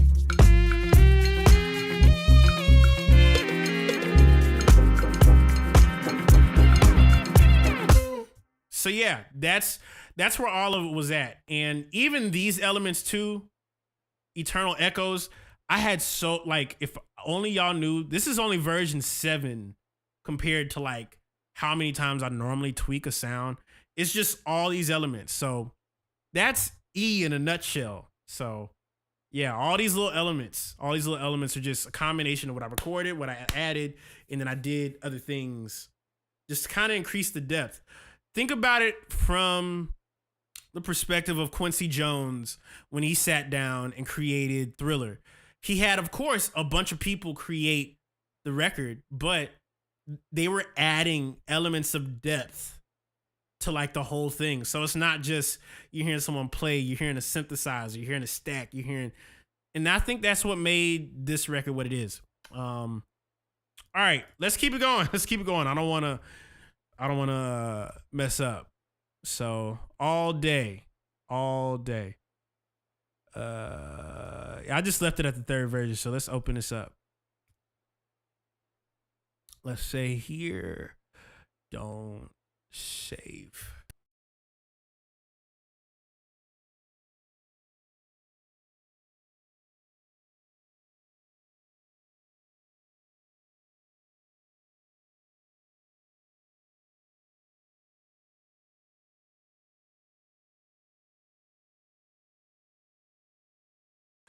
All right, so all day, right?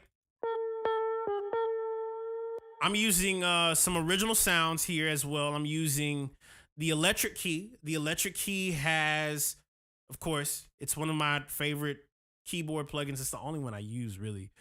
It's also, I think, layered up with, it's just layered up with the OG. It's layered up with the OG electric key 1 and the second one, electric key 2. So it has a combination of both pieces on top of it. This is also an ode to Abstract, but it's not using the same joint.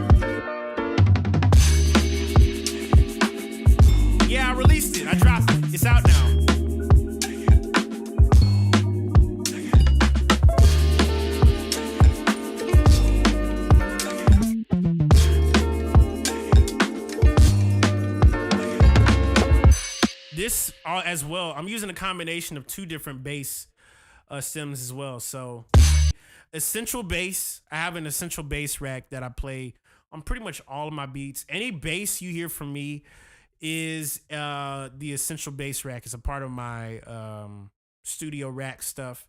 You will hear that along with my piano and everything else. So I layered it with the basic glockenspiel preset that's inside of Ableton, right?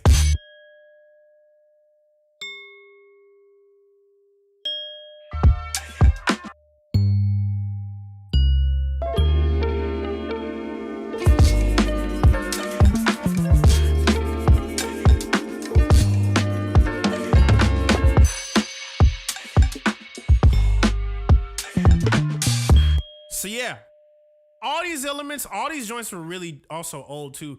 If you peep game, the drum track on this thing is super OD, by the way.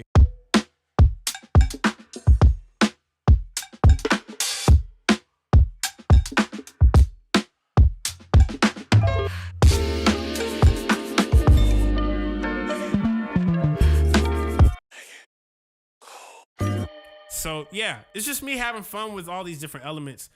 And this record isn't really too crazy. It's just the inspiration behind this. Honestly, I was very inspired by All Day by Abstract. And I was like, I want to be able to tweak it in a way that's still ode to the OG, but I'm not necessarily like taking his voice or anything off the record. So, it's me having fun with a musicianship way of playing it, in a different way. So that's that. The one after this is Morning Routine. And I actually had to save it under Morning Routine because I realized I had it as a totally different name. So that's the next one real quick, y'all. I'm going to show y'all that one. Here we go. Y'all are going to really appreciate this, I think. So let's go.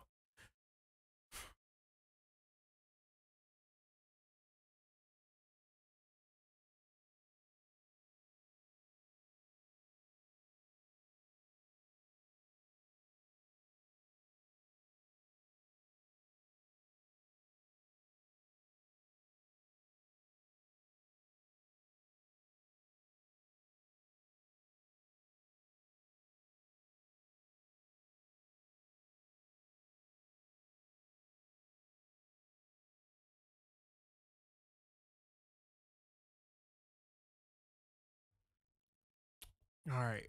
I had to reopen it because Ableton crashed on me. We're almost there. Morning Routine was another one of them. Don't save.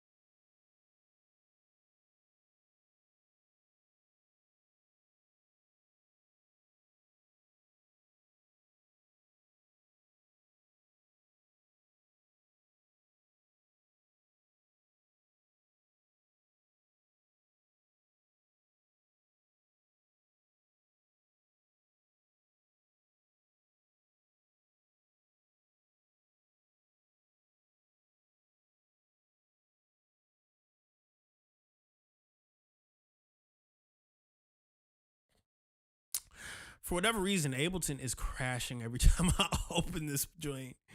So let's see if I can open up any version of this joint. Let's see what happens. Morning Routine, music, projects. Yeah. The OG. What even conceptualized this joint as well? Let me see if I can at least open up 0.5. Let me show that in Finder so I can pull it up here. Don't say.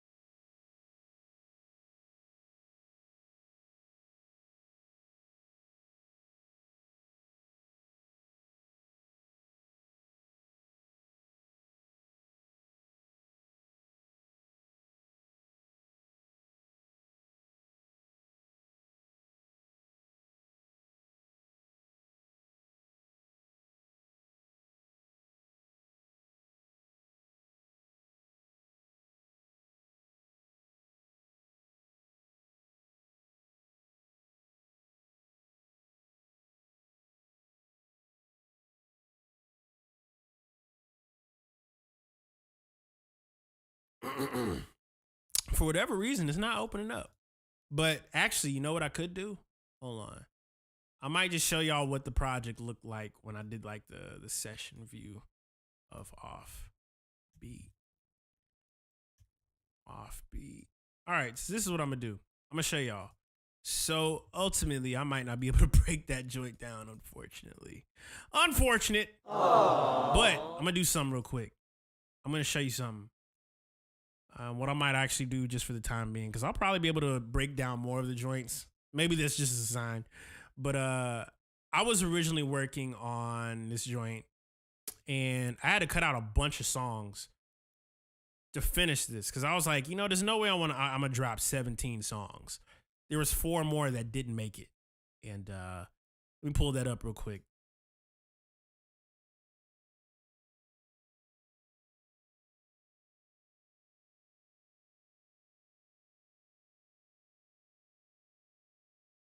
All right, so what we're looking at here is the entire session for the whole album.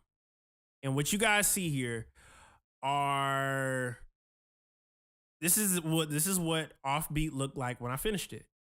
And so basically, and I made a whole video about this on how to curate the songs for a project, but I took all of the joints, and I mean originally I had maybe 30 ideas that were definitive, hard, like clear as day, this is going to end up on the project.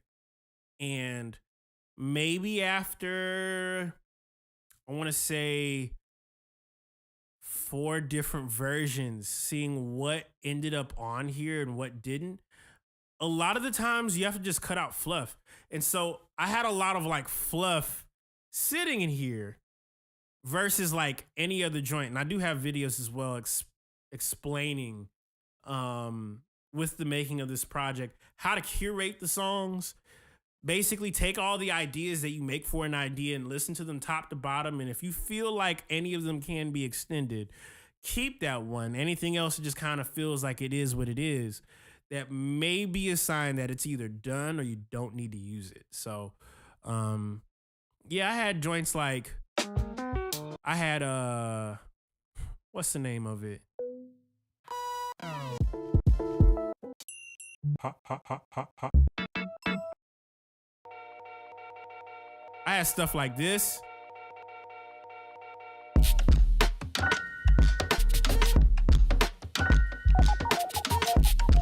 Stuff like this was in it, but it wasn't in it.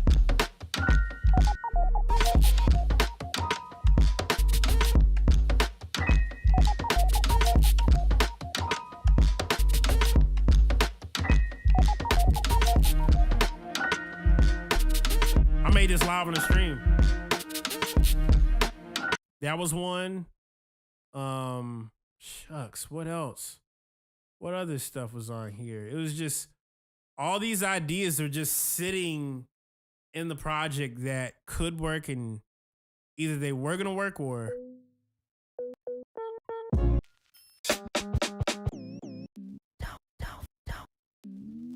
I have multiple versions of the intro. You gonna recognize this. This is before I did the string arrangement.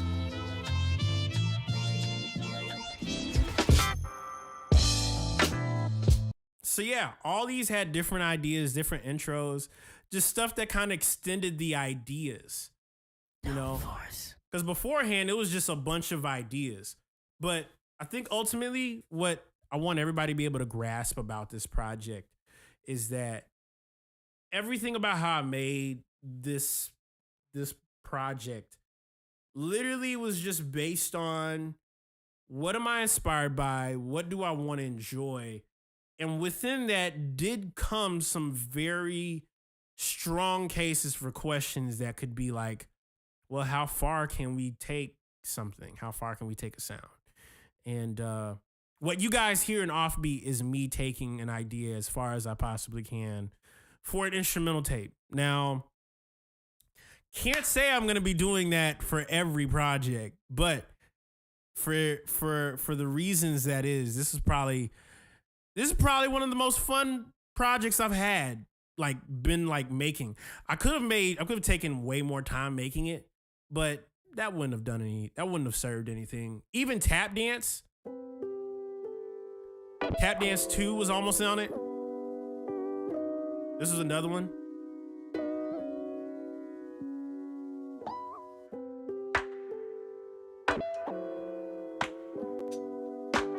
This almost ended up on it.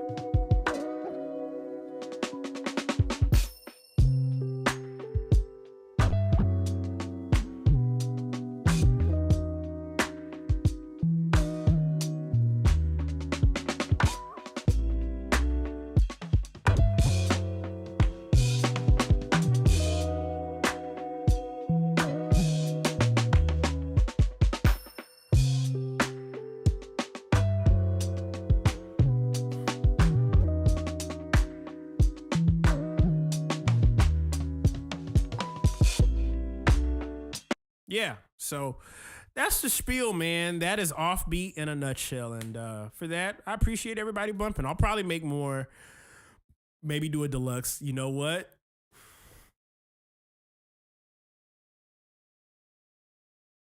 I appreciate y'all. So without further ado, let's actually make some music, bro. Let's go. Let's make some actual music. Let me go ahead and, if you want to get yourself a snack, grab yourself some food, get yourself something. I appreciate y'all. So let's go ahead and make some.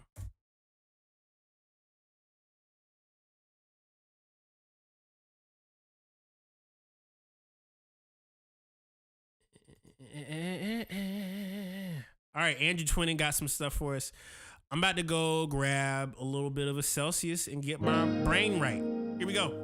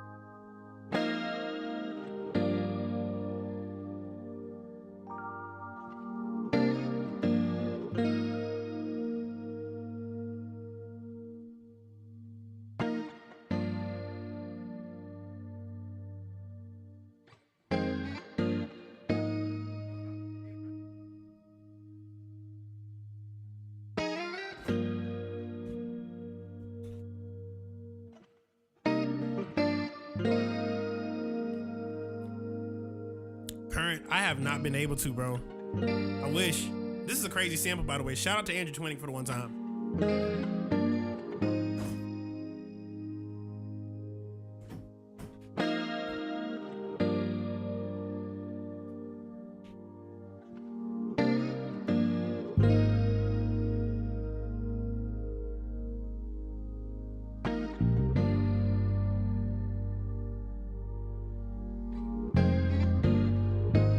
Speed game on some more of them.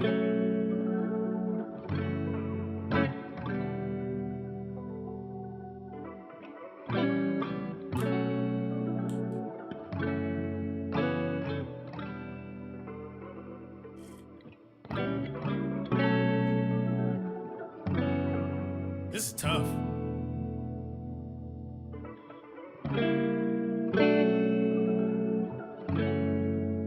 I like this. Download that. Woo!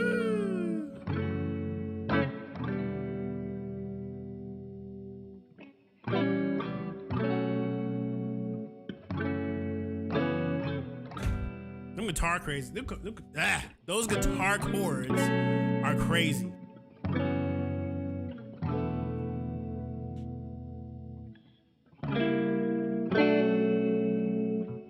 Let's see what else we got.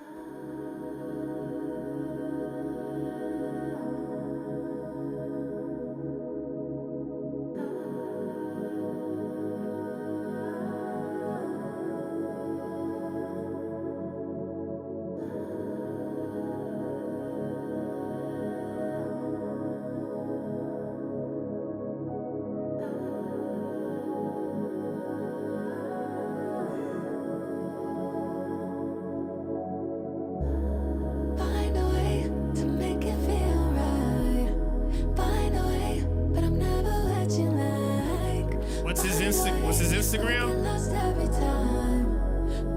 Look his name up, Andrew Twinning.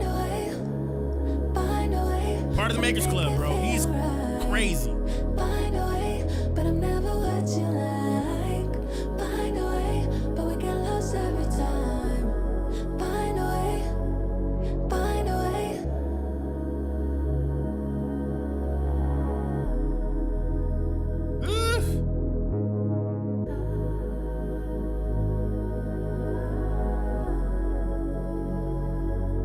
Kind of want to mess with Pass By.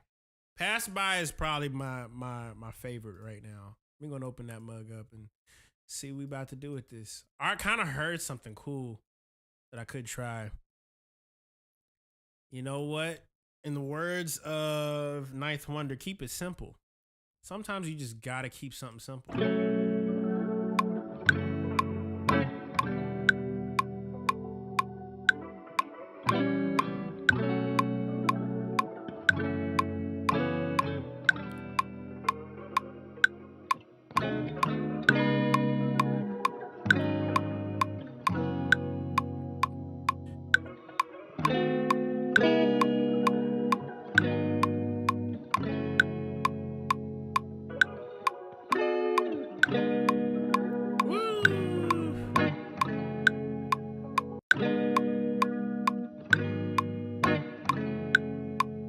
Hey Siri,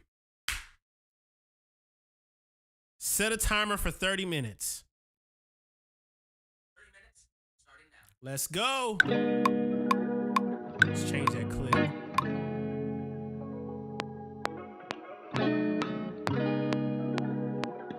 What click sound would y'all prefer when y'all make beats? Do y'all like the cowbell? Do you like the classic kind of like blip? Do you need a boop, boop, boop? Like, what sound do you prefer for the metronome? Do you use metronome is the question.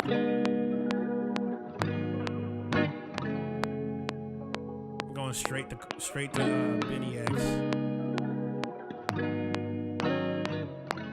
Or actually, wait, hold up. I might have an even crazier idea. Let me try something. I'm gonna go addictive drums. There's a joint I could use. I might use a combination of my stuff and addictive.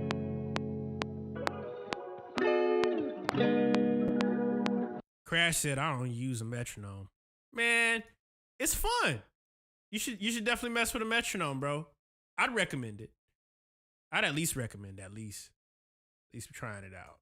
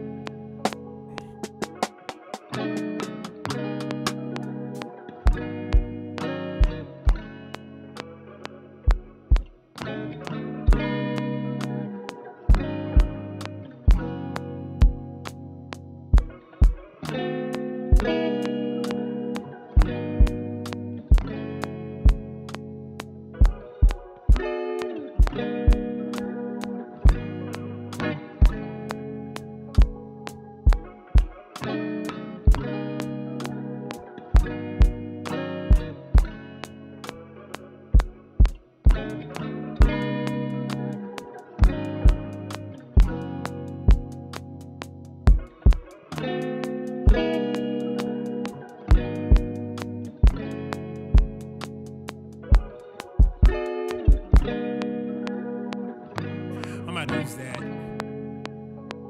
Whatever that is.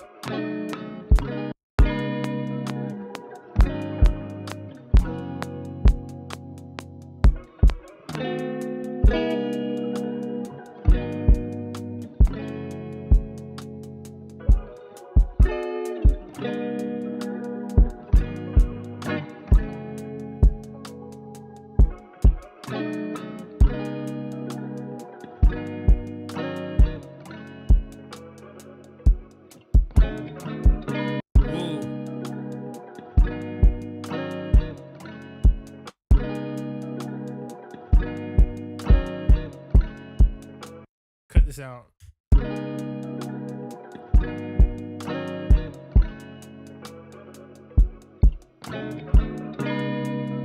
Ooh. Ooh.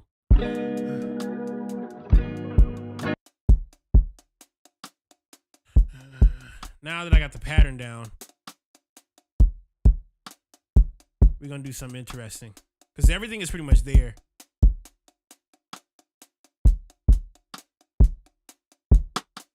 Quantize that.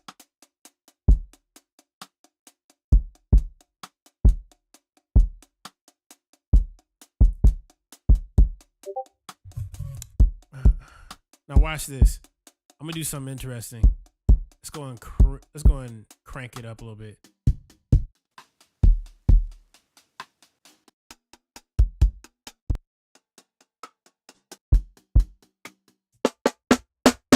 I just need that snare to.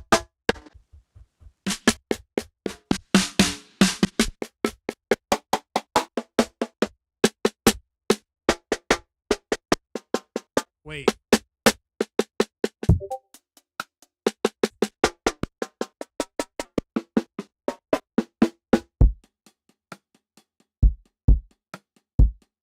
Let's go ahead and hit the.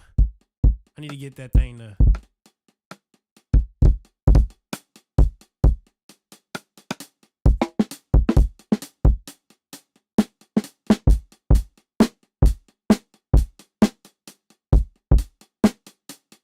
Put this over here. Quantize this.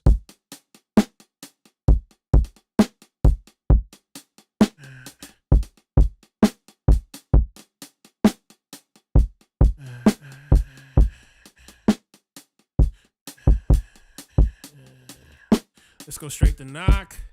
Crank. Yeah, addictive drums is great. Also, too.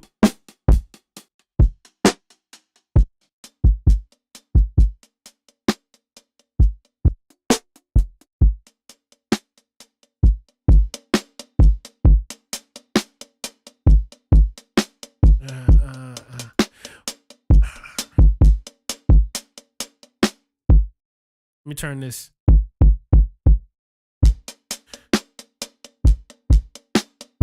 Back to the guitar.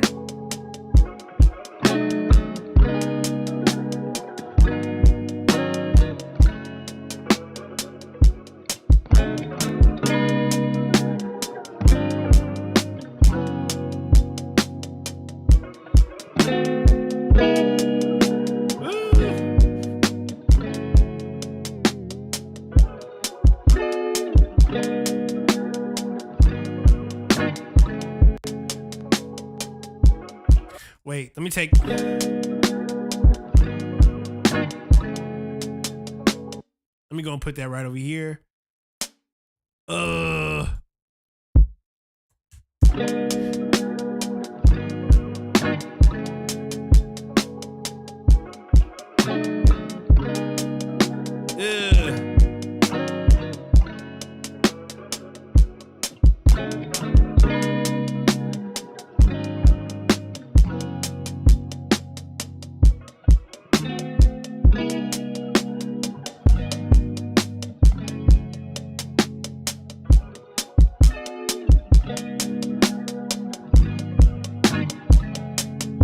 What's good, Iman? Oh, Mari! What's good?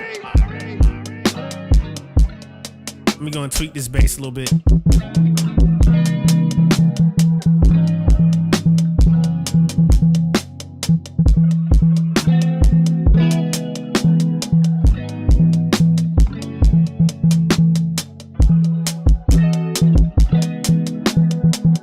There we go. I'm gonna go over here.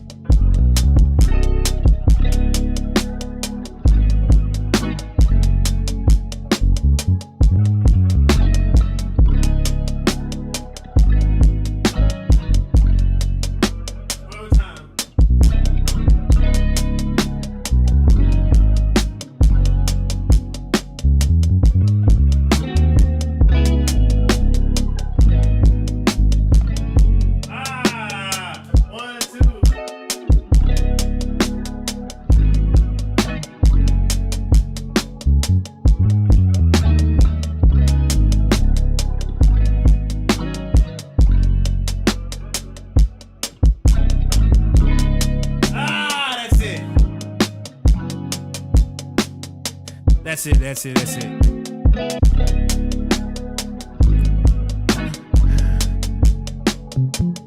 Let me go back to the drums real quick. I'm gonna layer it real quick.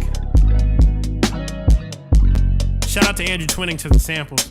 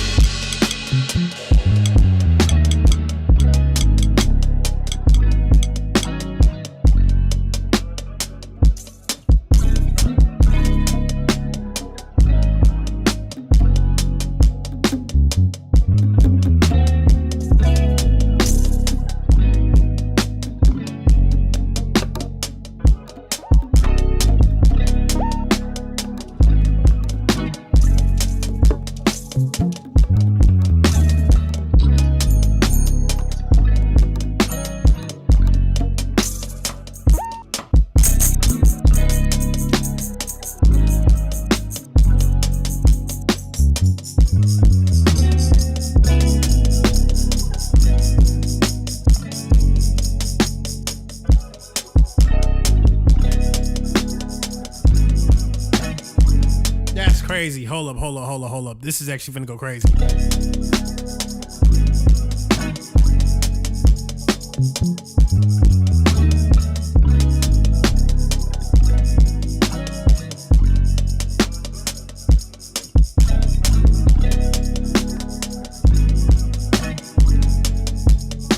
Oh.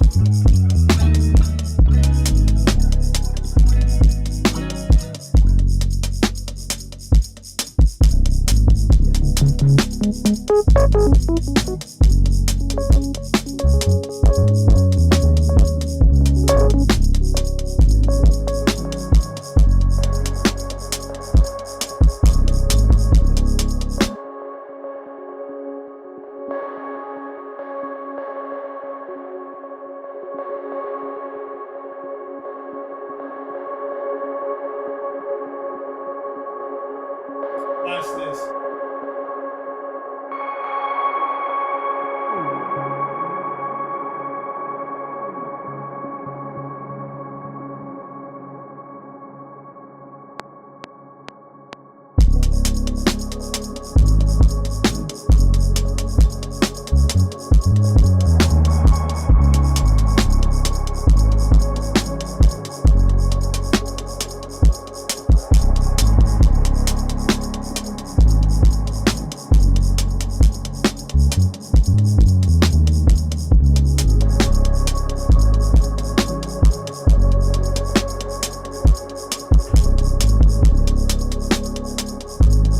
So this is just straight texture part. I'm gonna layer it one more time.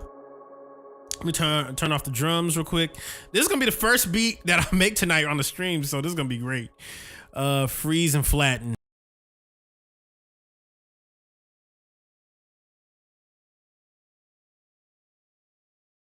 Then I could just mess around with this, just like that.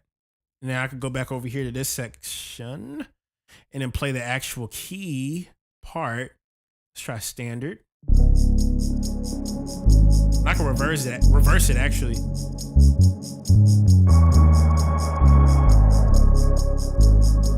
That's it.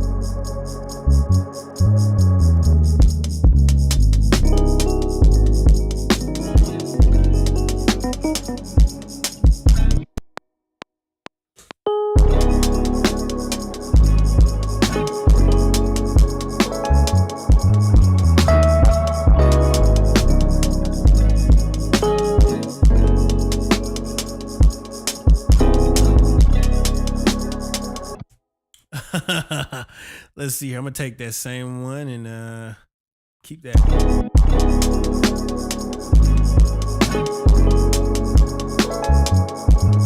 How many gigabytes of memory? It's 8 gigabytes. It's not that much.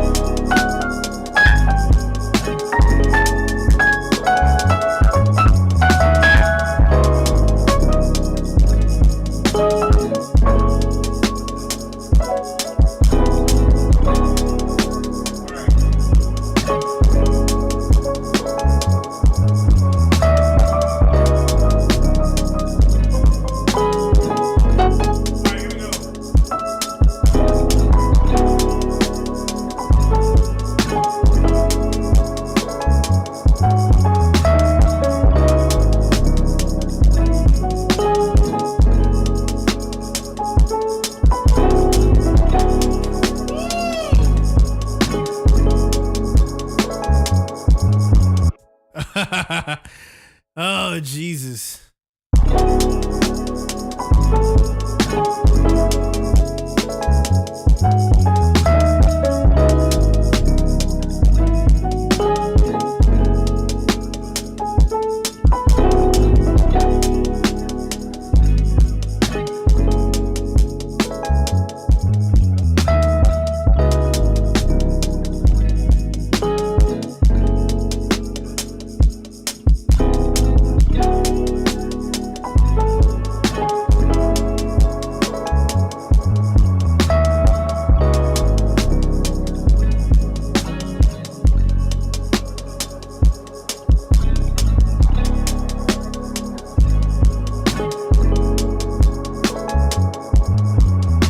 I'm gonna do one more thing.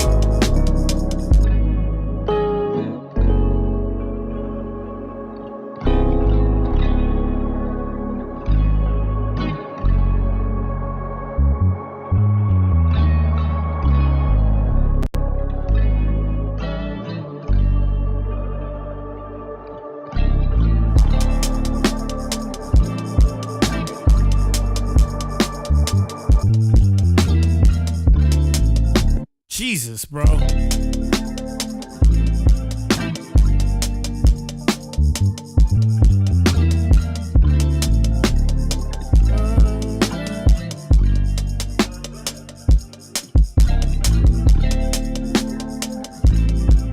Turn down this little atmospheric thing.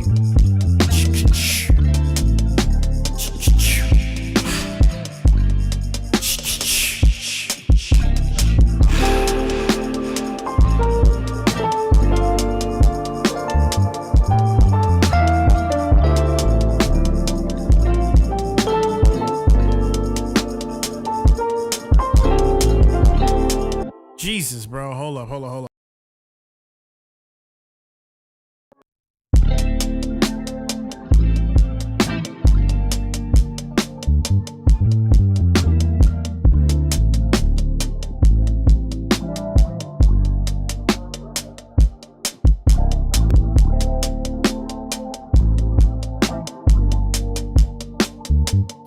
ensemble.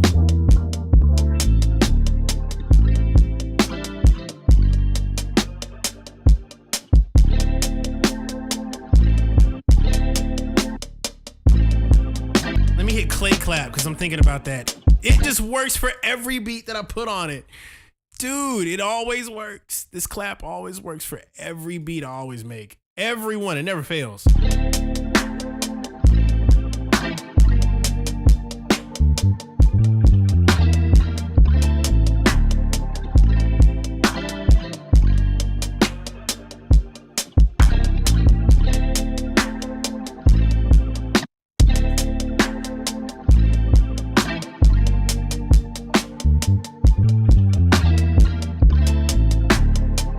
Oh, drop it out at the very end.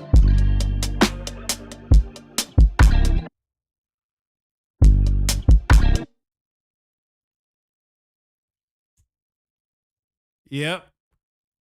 I just want to cut those off.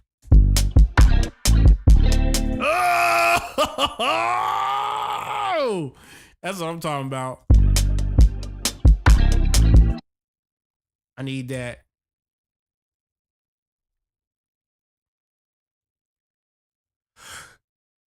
Ooh.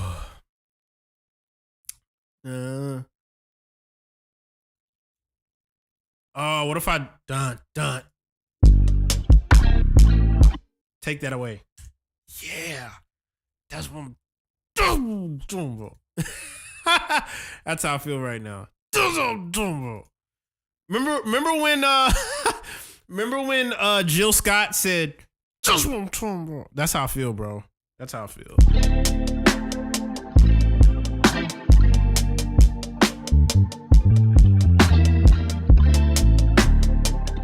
Let me get like a silly lead.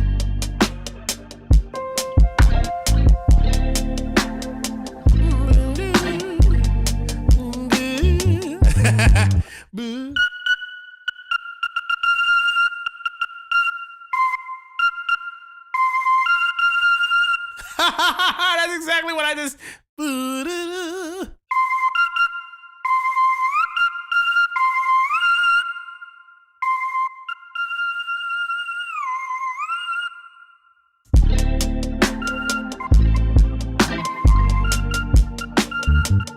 gonna layer that too.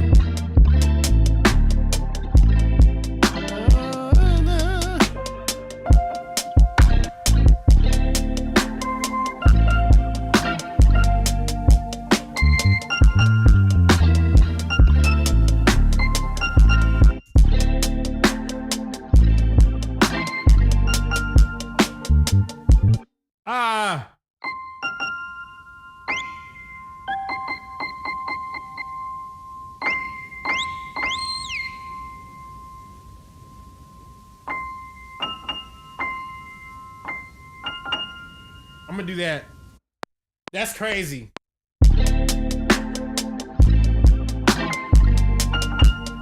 One more time. That's it.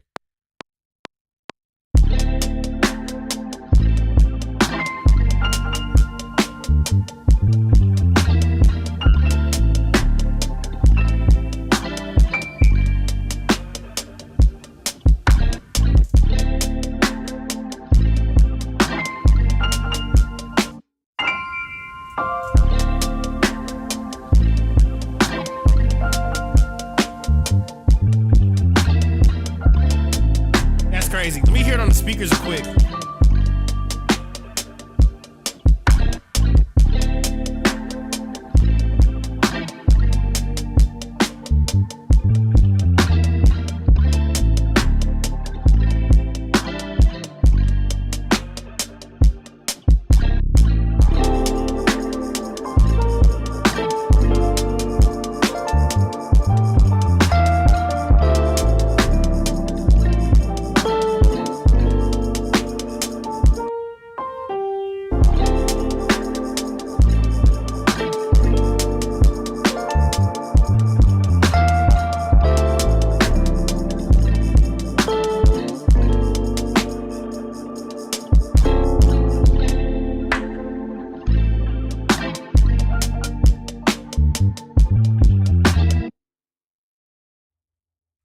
Jesus, bro.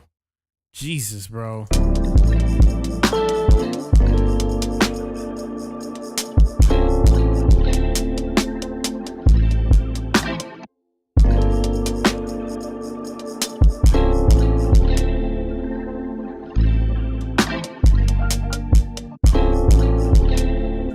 Man, cut this out real quick.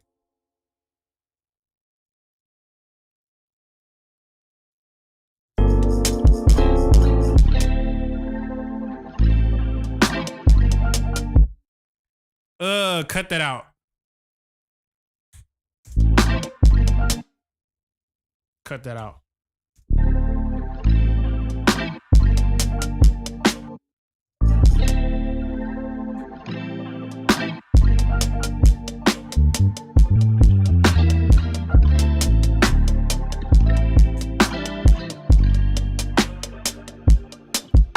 This is perfect.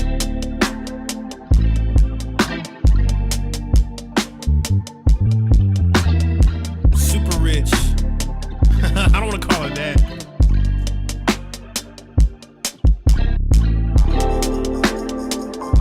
I'm sending this to somebody.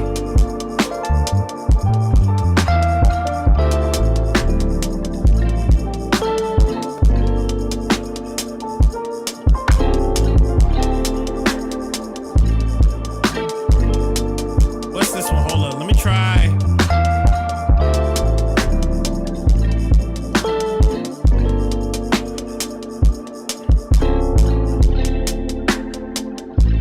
I'm gonna just call it Need You. Need You at AT. That's perfect.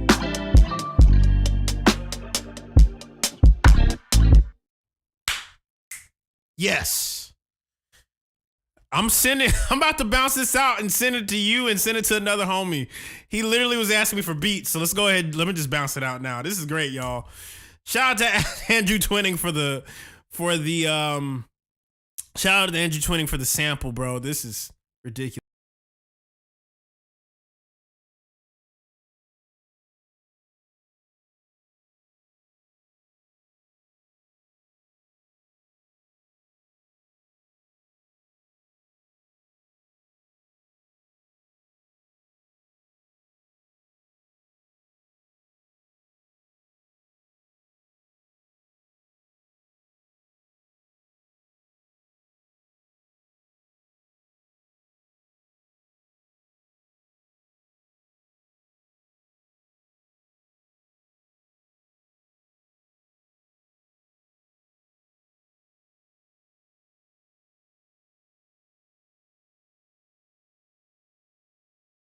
All right, let me go ahead and bounce this out. Iman, Omari, just check your text, bro. I'm gonna just text it to you.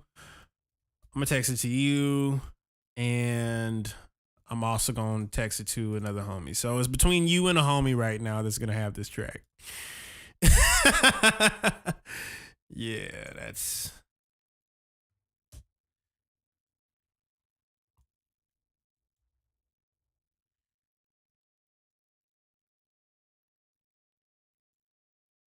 Yeah, because I told my homie I was gonna send him 2 joints. All right, let's make another one, y'all. I'm gonna try and see if we make it as many as we possibly can tonight. Let's go.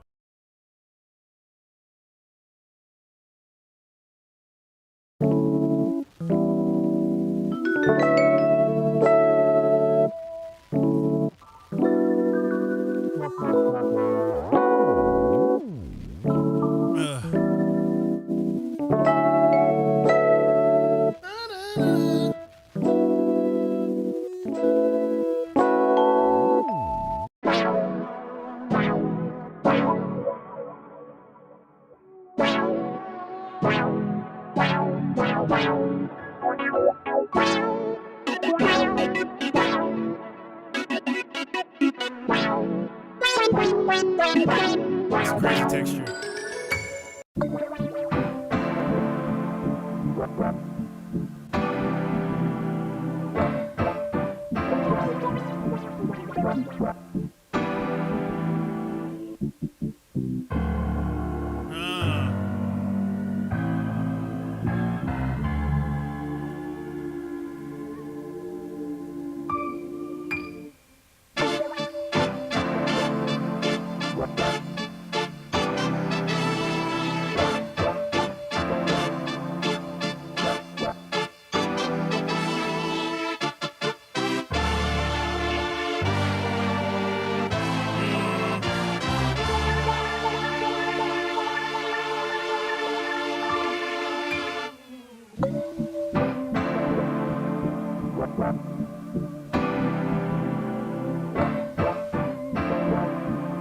That's actually kind of perfect. Hold up.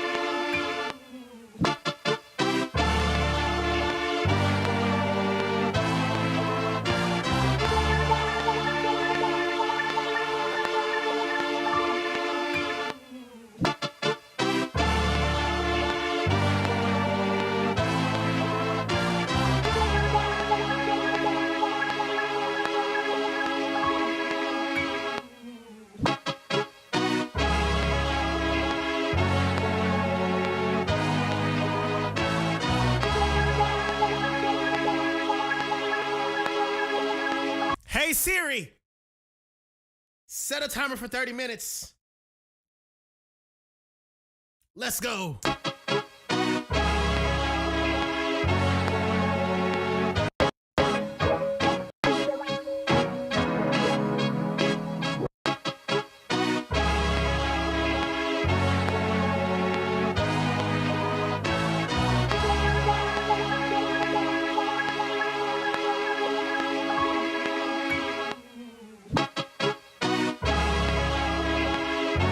Putting it on grid so I can control that.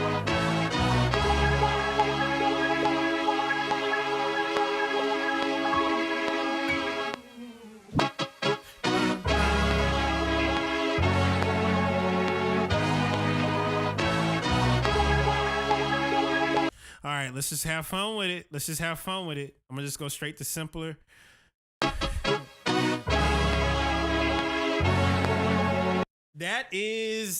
You gotta ask a Zoo Unique for that. I was gonna say there's some layers going on that I do not know what you're doing, bro, but it sounds insane. So let's go ahead and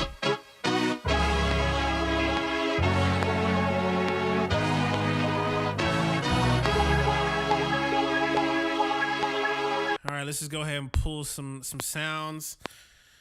Okay. Celsius with sparkling water. That way it's a little diluted so it's not as caffeinated. All right, let me double time this. I'll go over here.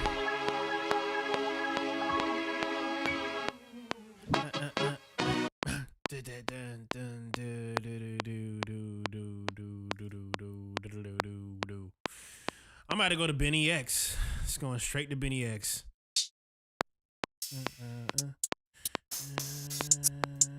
OMG hat. Yep, that's it. Or let's just go ahead and open up. What's the MIDI clip? Oh, that's it. So, all right, perfect. Let's go ahead and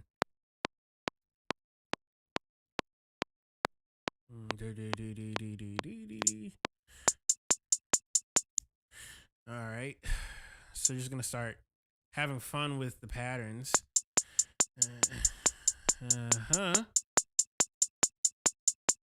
just loop that part real quick.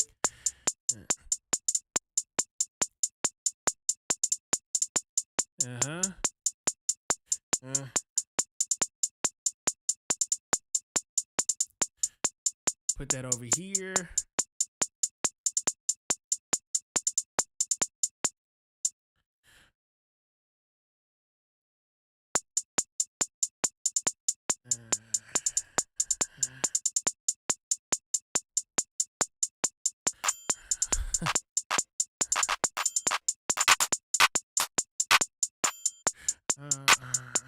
I'm definitely about to trap it, but I'm about to trap it in my own kind of way. So I got that one. Get the Cardo.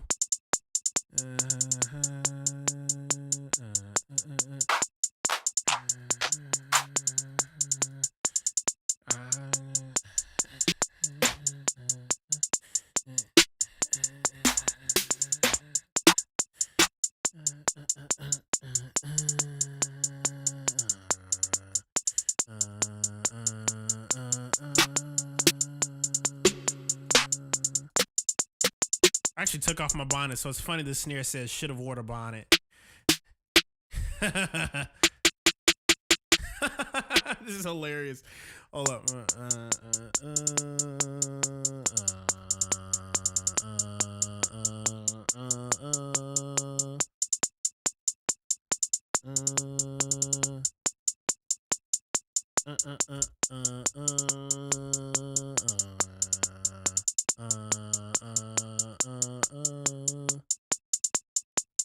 Let's see here. I just want to get do.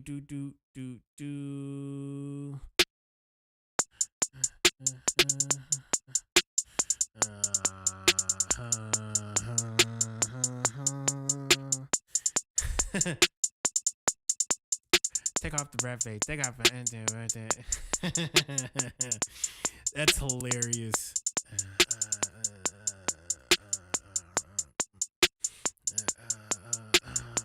Let's do another pattern right here.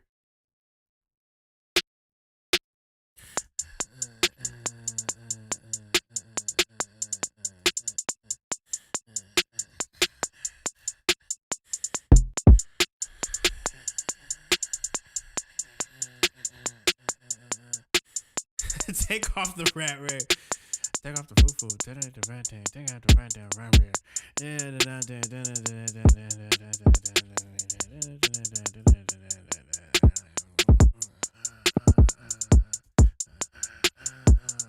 Let me go and turn this off. We're gonna open this up.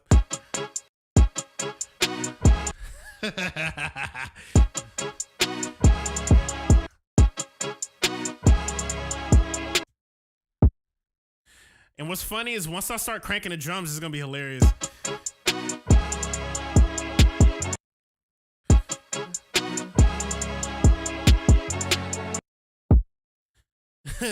We the best!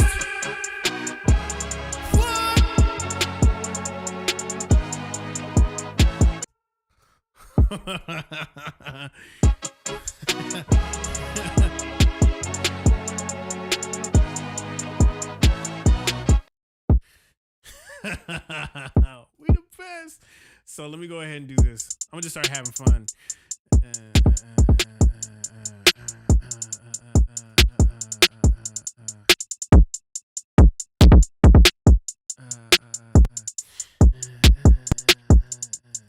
It's what God feel like.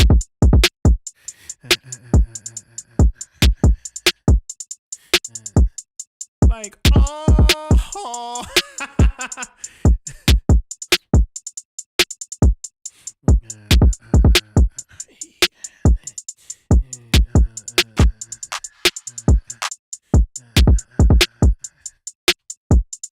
I'm going to have the snare right here.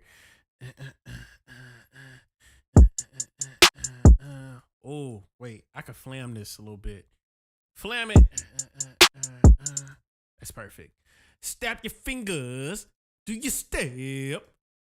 I feel like that was either that's got to be a Memphis inspiration or that is exactly who I think it is.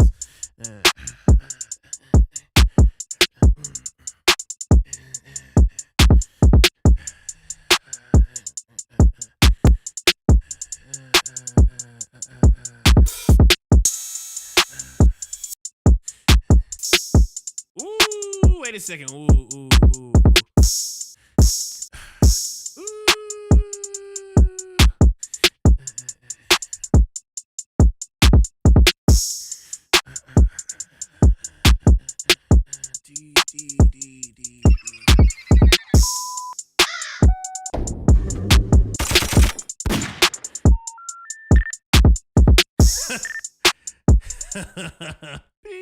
What if I like play that? What if I play that? Hold up. Not that, but this. Why is that on?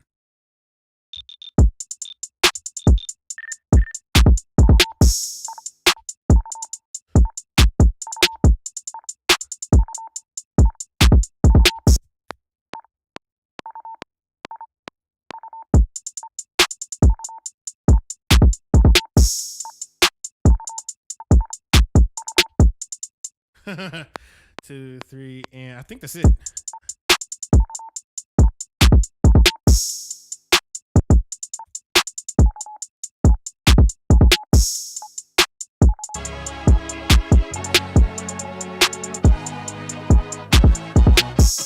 That's crazy. Hold up. Yes, sir.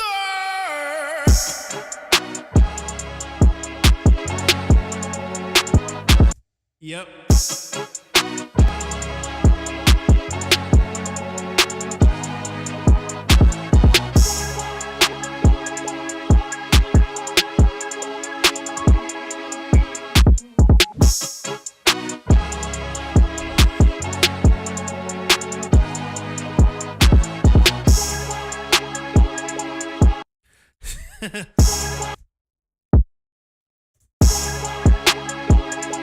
Ooh, I could actually.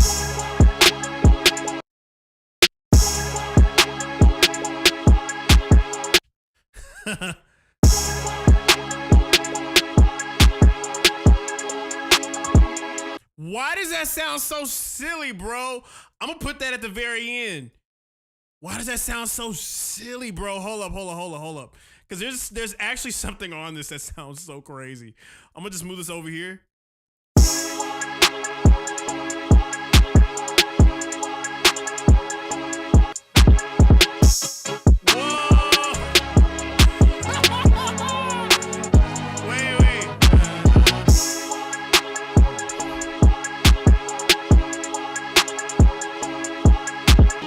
Whoa. There's. Bro, y'all see what I mean? Hold up. Bro. Dun, dun, dun, dun. I'm gonna move that over. Hold on. That's crazy. Wait, hold on.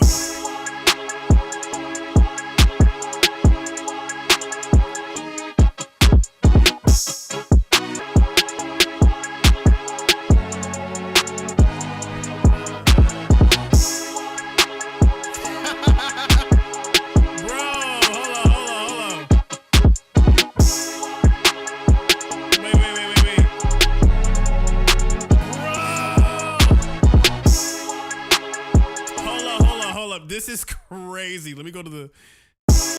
Hold up. Let me.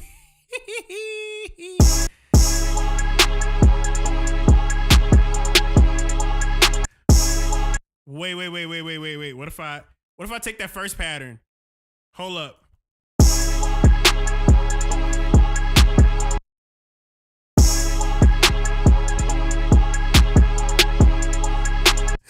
Oh, that's kind of crazy.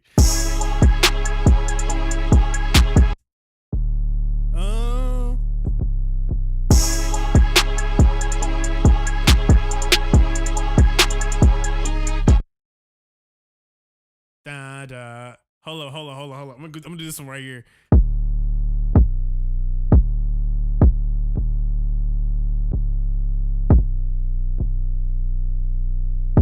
Yeah, you should have just made a whole pack full of these, bro. Bro, that's what everybody's about to start making for like.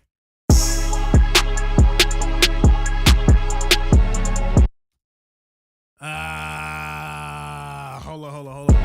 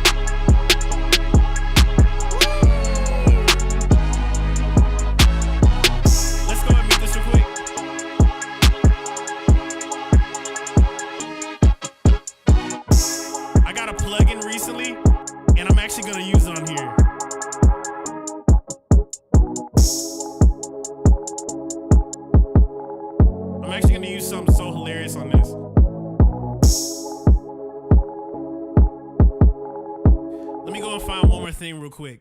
I'm just gonna go straight Atlanta for this. Just because I don't ever do that.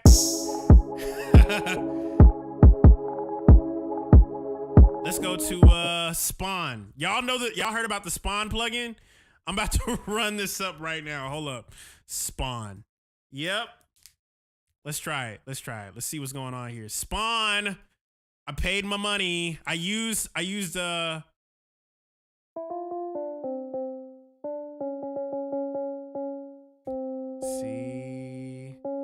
see.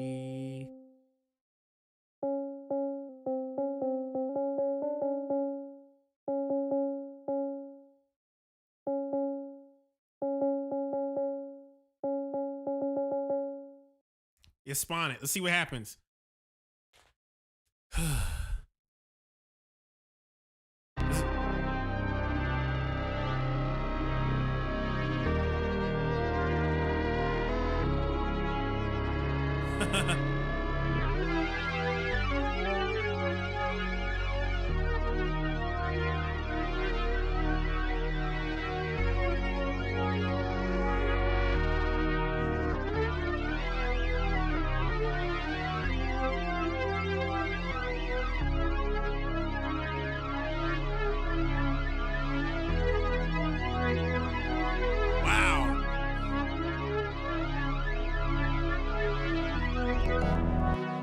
Let's spawn another one. Spawn another one. See what happens.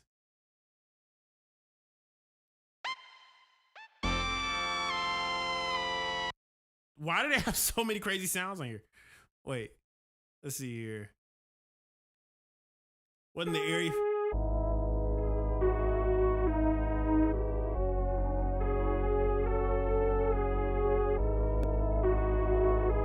Y'all ain't heard about Spawn?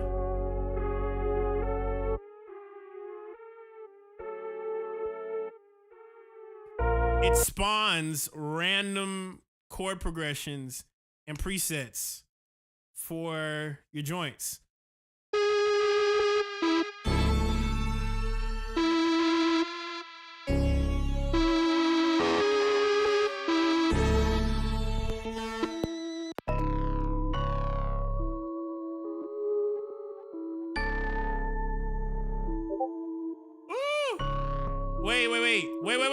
Wait.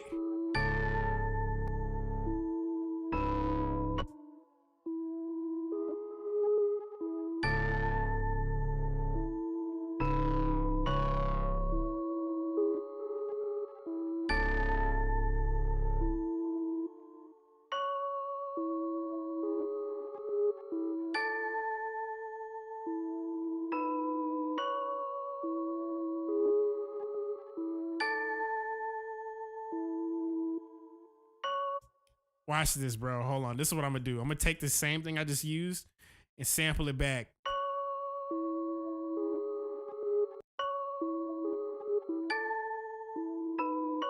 That's kind of crazy. Hold up.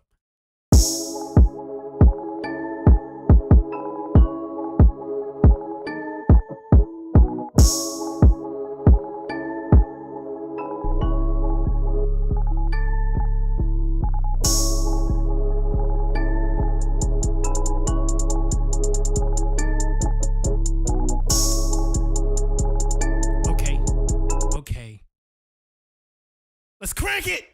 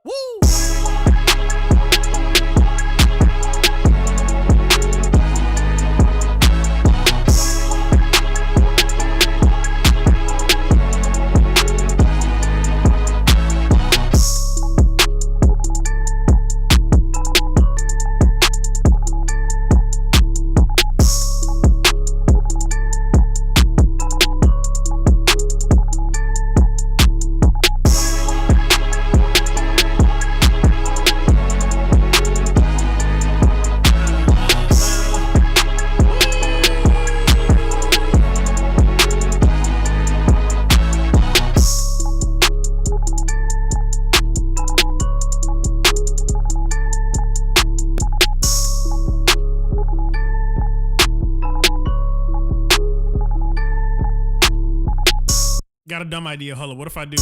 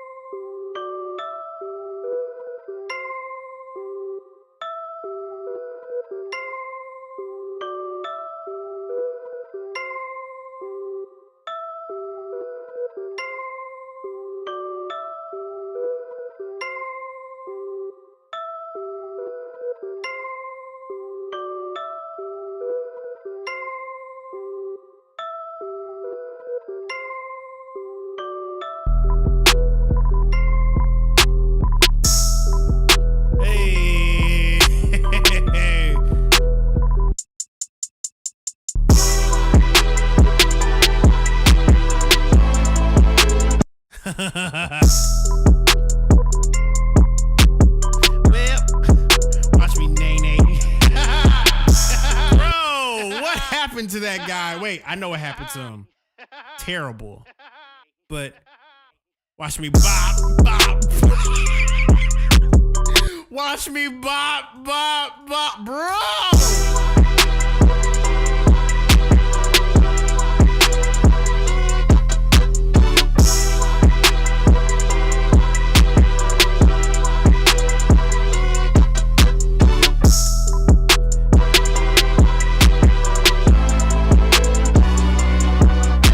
Me bonk.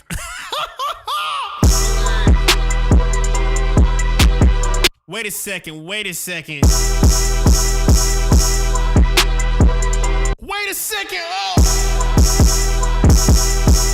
Woo.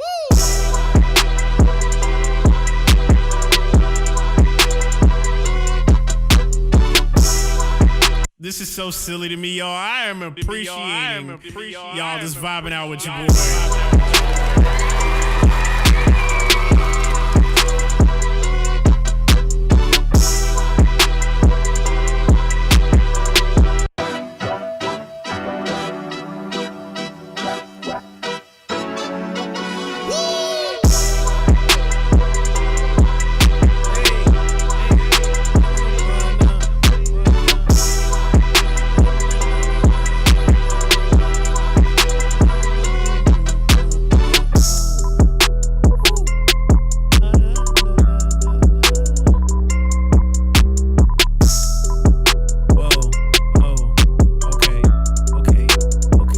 Wait a second. Let's do E minor. E minor. E.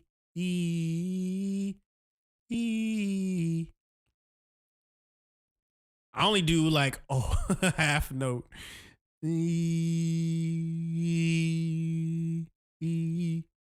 This is such a mainstream beat. I know. What if like the autotune was so strong? Like there's no smoothness at all. Yeah.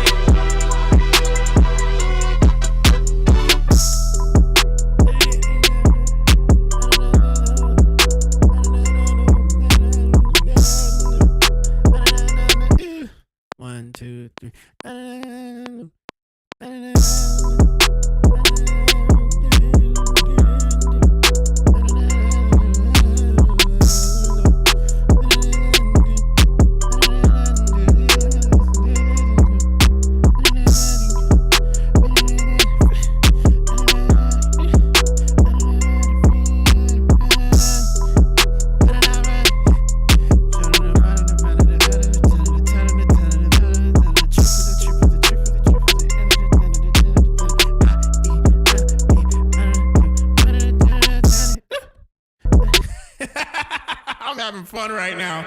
I'm just having fun with this.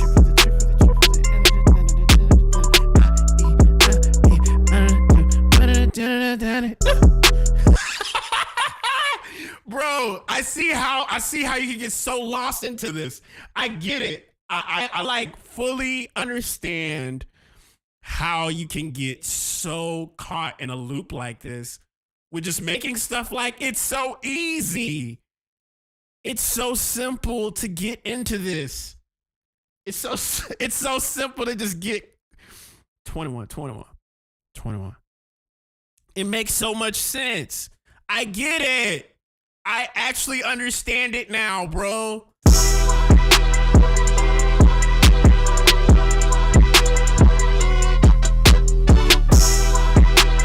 It makes so much sense, bro.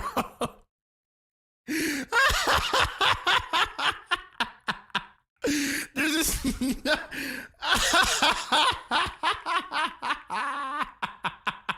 You don't know how insane this is, because like I've always thought, like, how do they go about creating this type of, but now I'm aware. I actually get it. I actually get it now. It makes so much sense.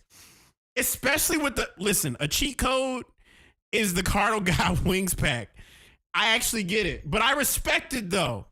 But there's literally, you really can get into no thought just doing this for hours. Wait. Wait. This, wait.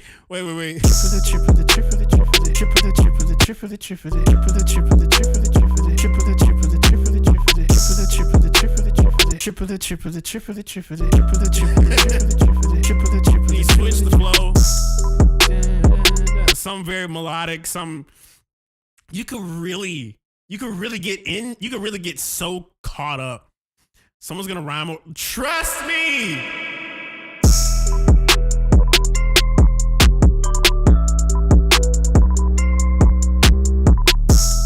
What's funny is most of the records that I remember hearing 5 years ago were like,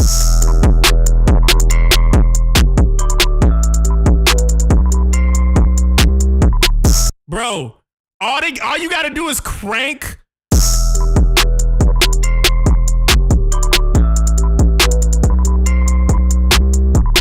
Bro, I see how Playboy Cardi can get into this. Like, I get it now. I understand it. I get it. I really do. Like, you just screaming. It makes sense. I understand it now. It's like you can really.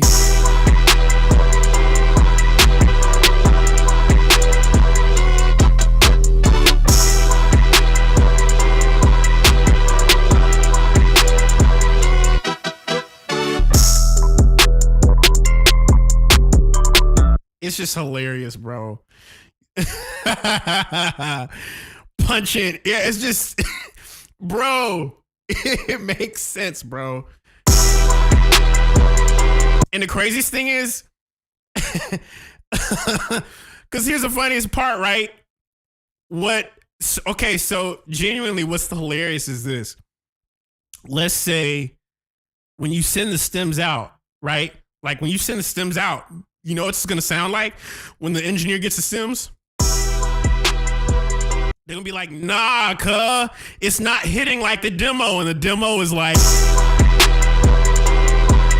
there's just no headroom. It's just all. I get it now. It makes so much sense. But shout out to Zoo Unique for the one time, y'all. This is incredible stuff.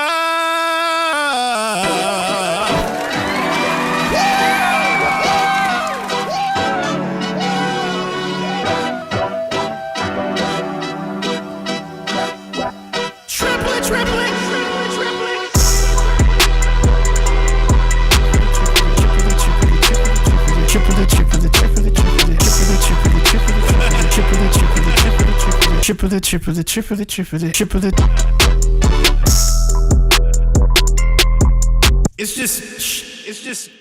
Shake your dreads for a long time and not think about it. You want to shake your dreads. Someone's gonna want to trust. Listen, mark my words. Mark my words. Bro, it's just so crazy. Let me save this. I'm gonna make another one. This was a fun one to make. All right, 056. We'll just call it triplet with Zoo Unique. So funny, bro. All right, next one.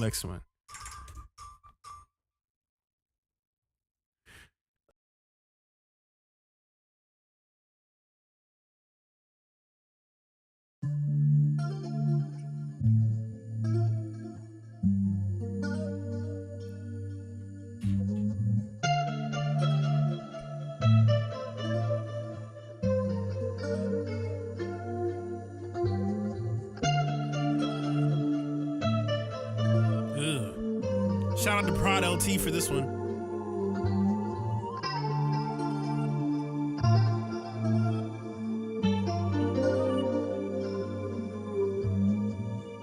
That's a crazy sample.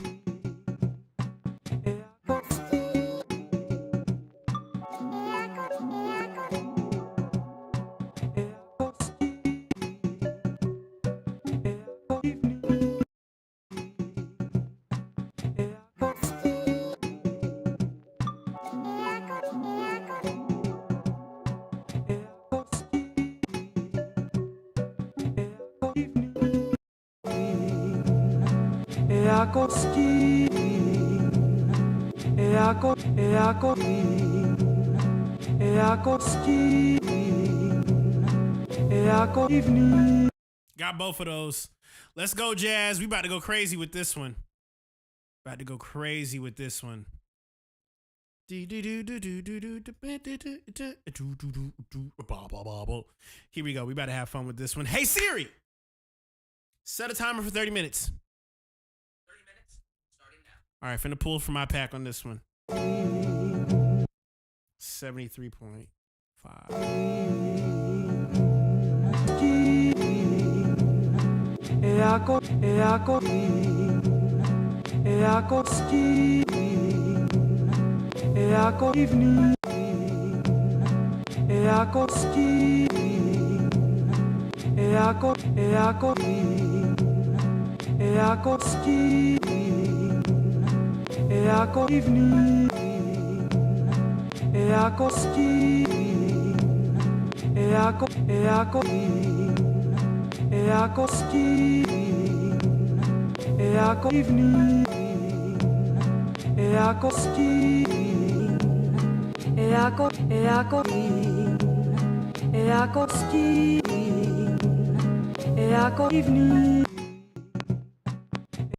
Let's see here, 73.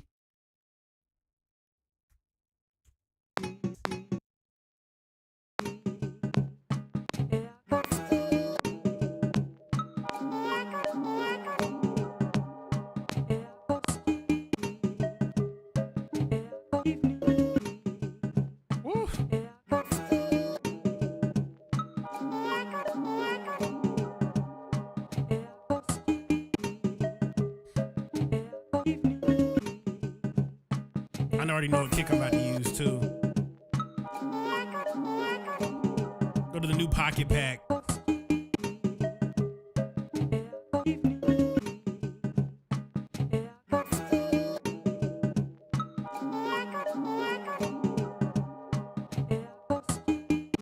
Oh, fresh air. That's it. That's the one.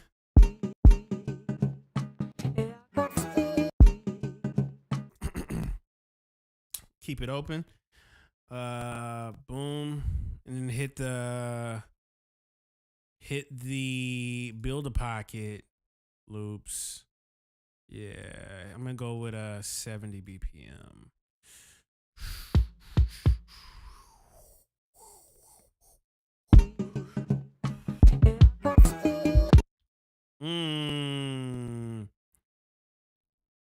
Yeah, I'm gonna put this over here.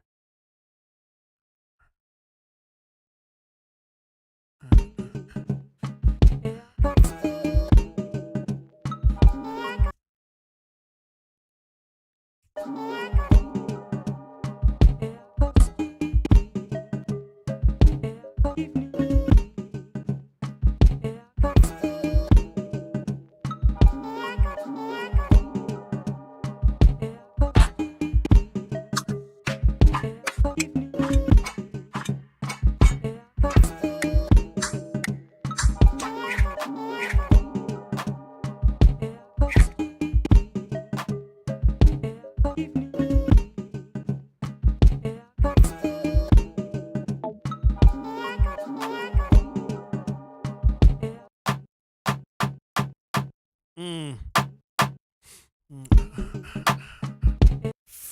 Oh, wait a second. Roll off.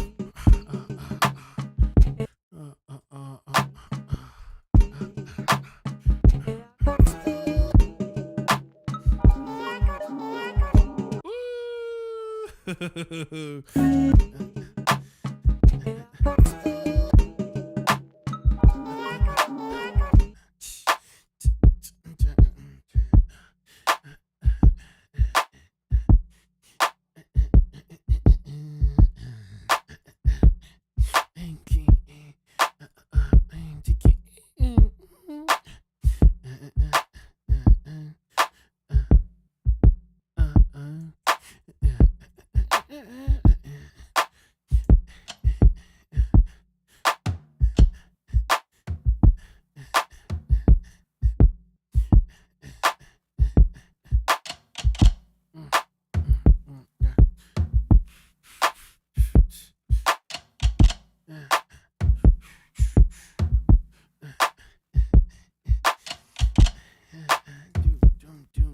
One more time. I know I got some ones that are probably like in the high 110s.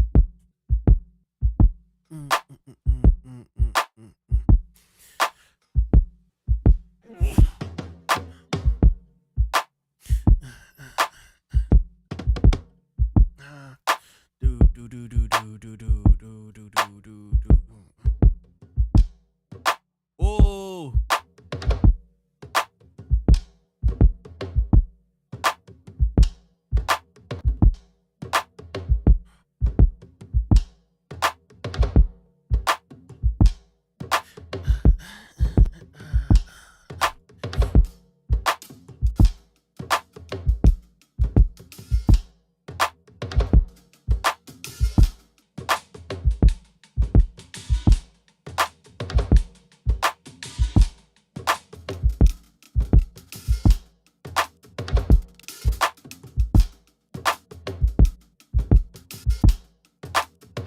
This is the pocket pack.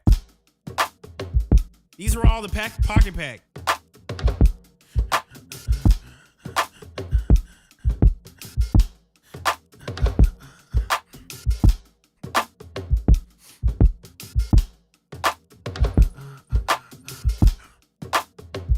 One more time. Hit the...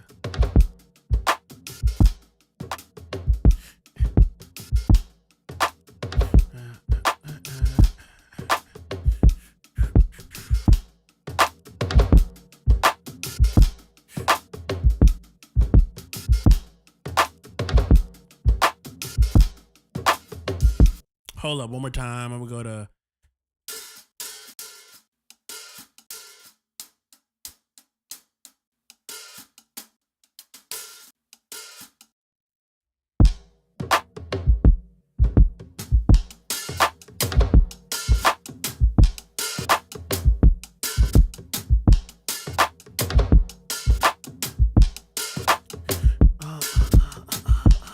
I'm gonna open that one up.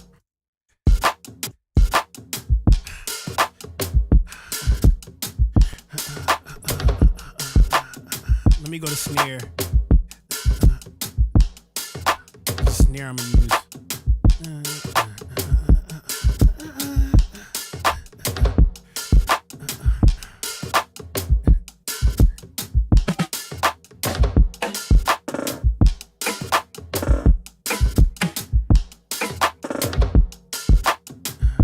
Ooh, I'm gonna use this snare over here. Yep, cut all of this off. Not that. Cut this off. Uh-huh.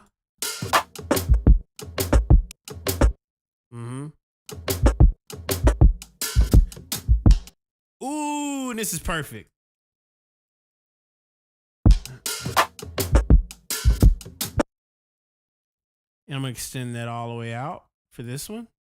That way you hear the roll. But I'm going to layer it one more time with another snare.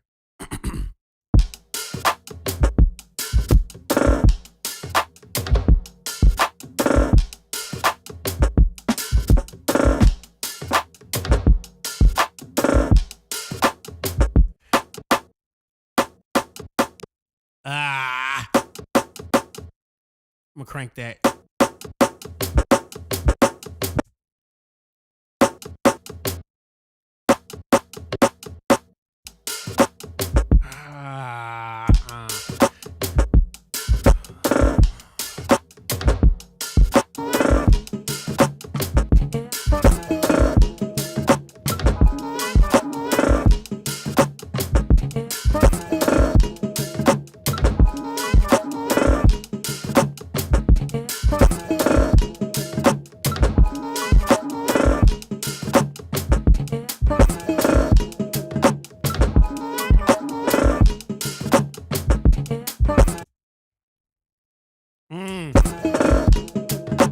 I like that space.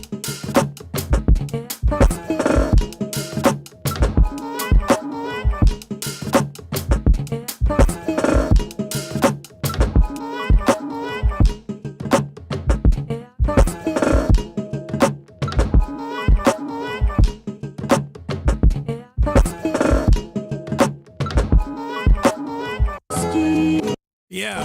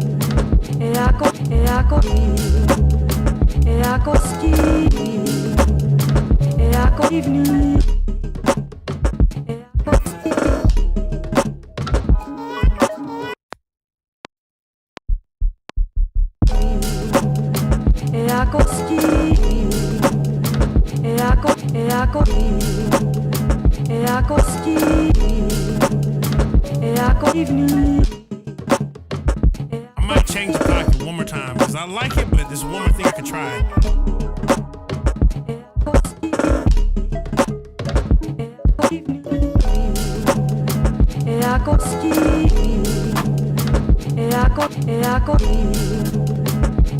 Switching the pocket a little bit.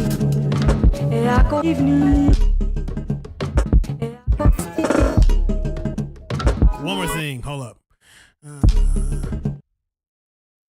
I'm gonna just start shifting everything to the left. So watch this. Hold it right here.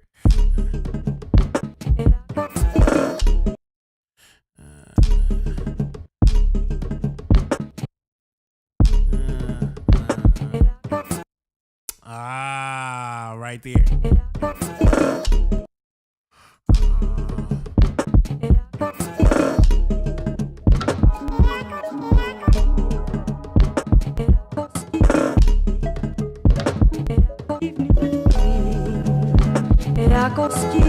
Now that we got like something to build off of, I just kind of play around with it. I don't want to compete with the sample, keep it simple.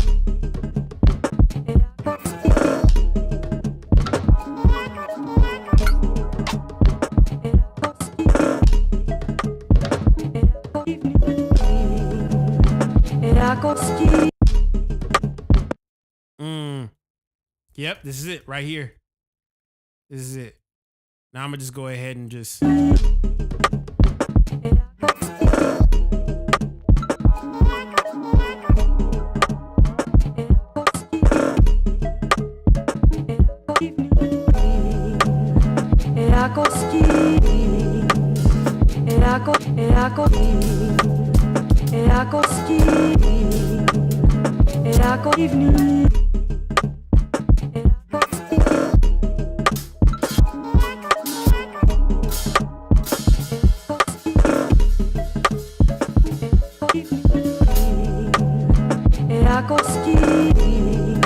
What if I did, hold up. This is something so silly. My brain is going, hold up.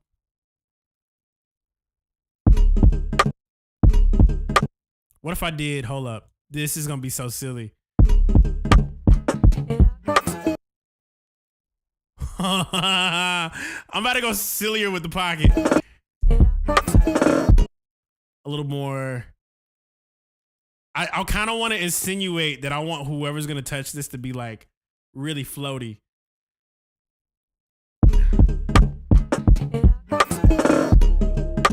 That's the whole point. Now I can go ahead and have fun with it. Now I can go ahead and have fun with this. Hold up.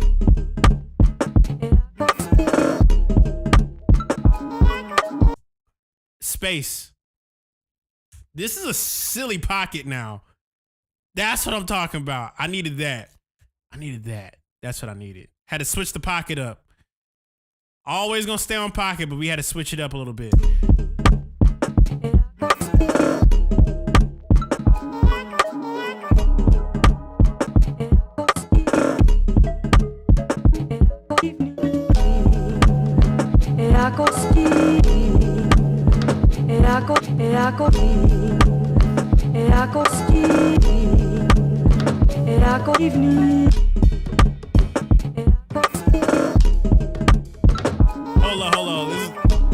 Hold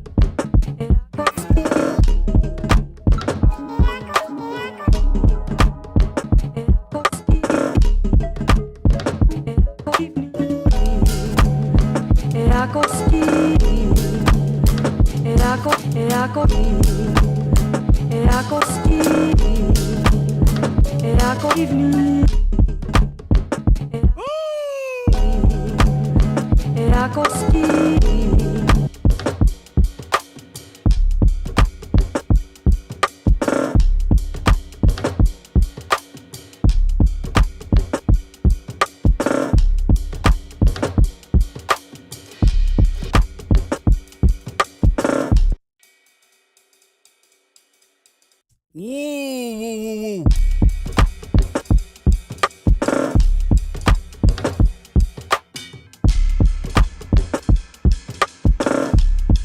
Oh, that is old school. Whoa.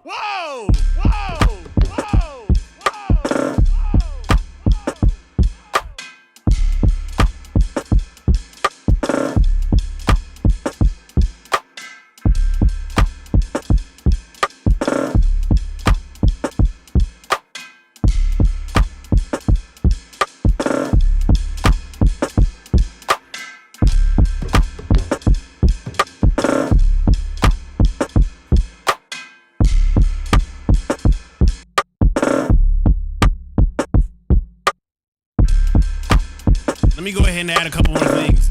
Let me get the effects on this. I'm gonna go straight over here. I'm gonna just start thinking of what's the most random.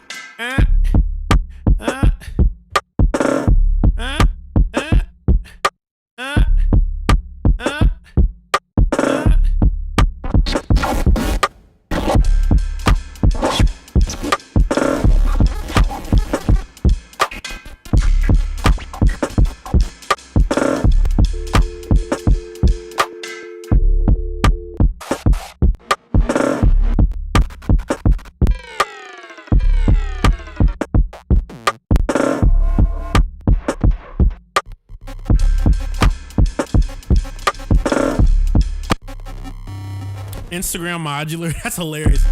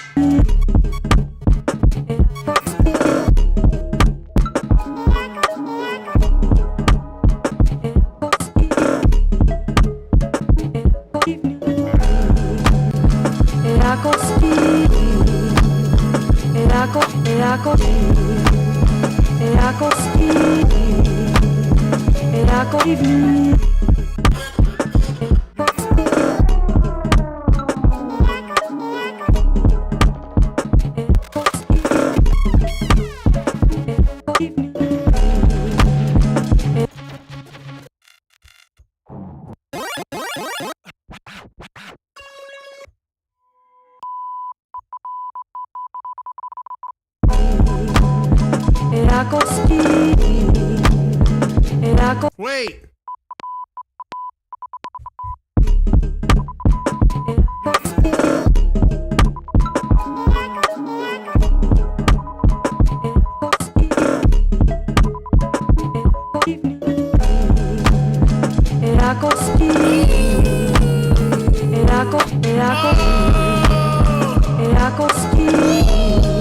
Take the snare out.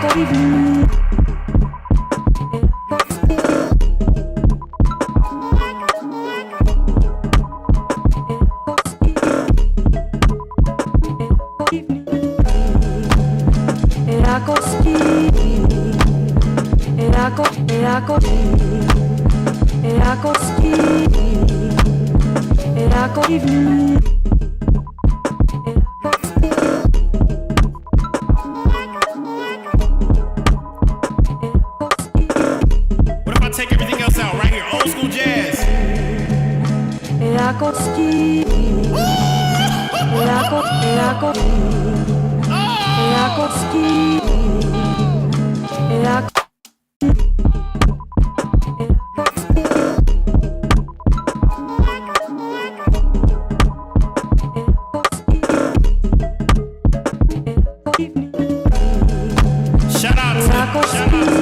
Shout out to Jazz for the sample. Jazz for the sample.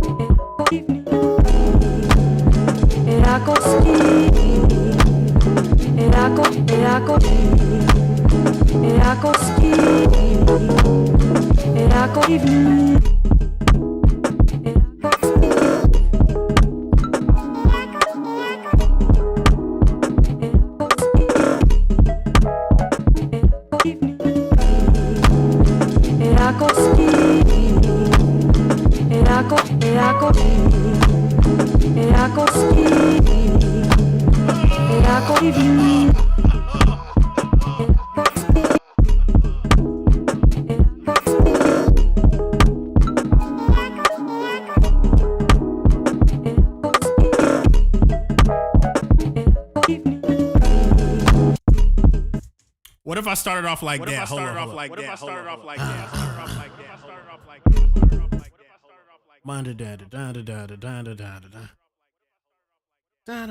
Like give you a pump fake for it. And then I'm gonna go over here. Get top on the phone. Get top on the phone. What it is, what it is, what it isn't. What it is, what it isn't. Get top on the phone. Get top on the phone, bro. Bro, this is gonna be so obnoxious, bro. This is gonna be so obnoxious. I gotta take this over here. I'm gonna just put this over here. One bar, and that's it for this beat. I was having fun with this one.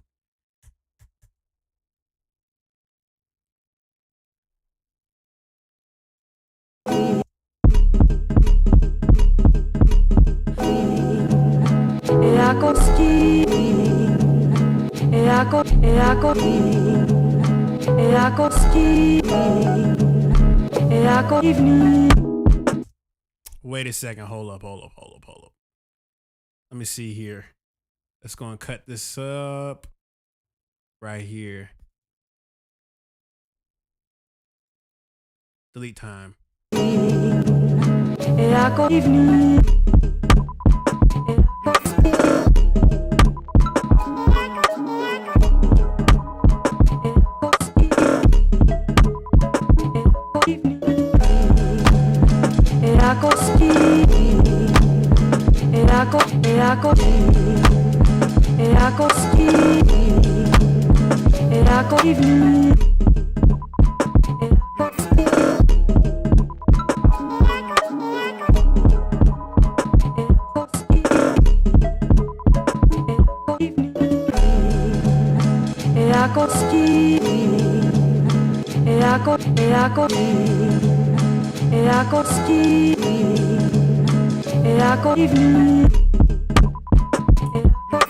Let's make another one, y'all. This is crazy.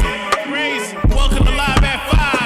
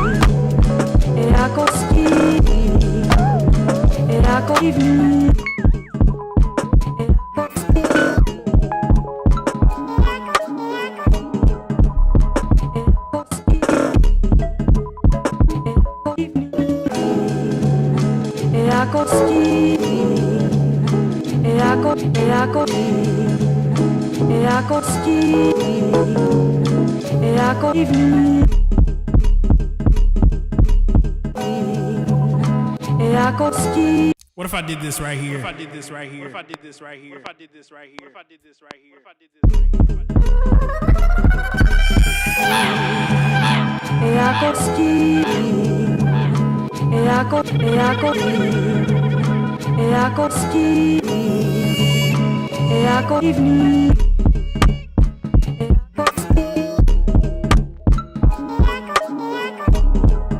How to do that right here. Go up an octave. 1, 2, 3, 4, 5.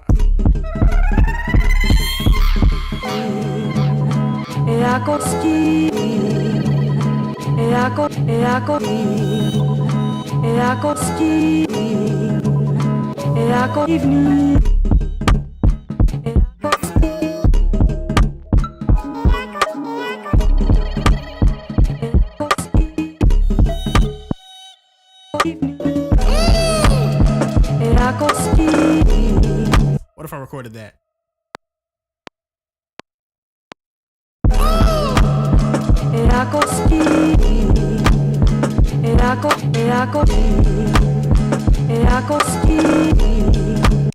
I had to. That was just, it was calling for it. It was calling for it.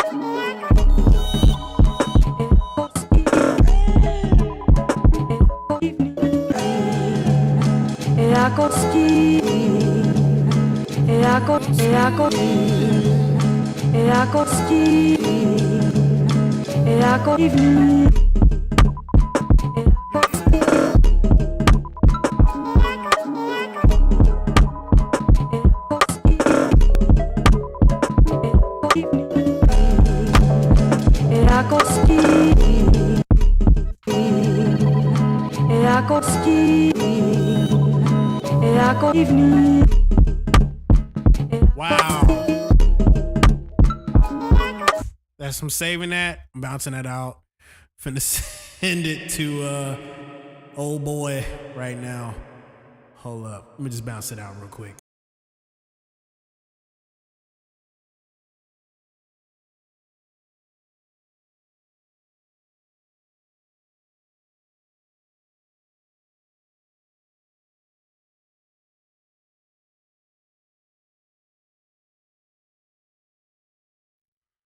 All right. Let's rock it. All right. Let's see what we got here. Let's see what we got here. Let's see what we got here. Let's see here. Make a new one. One more, y'all. One more track. One more track. Let's go.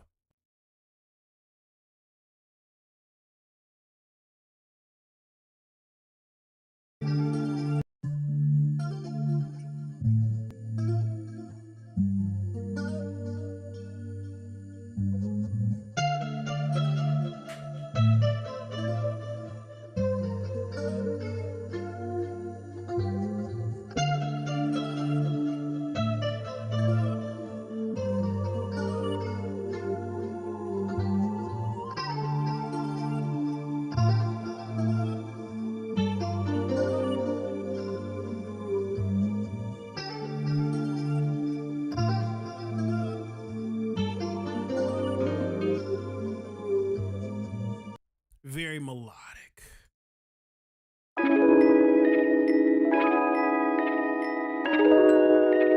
Let's see if y'all got any samples from when I was gone.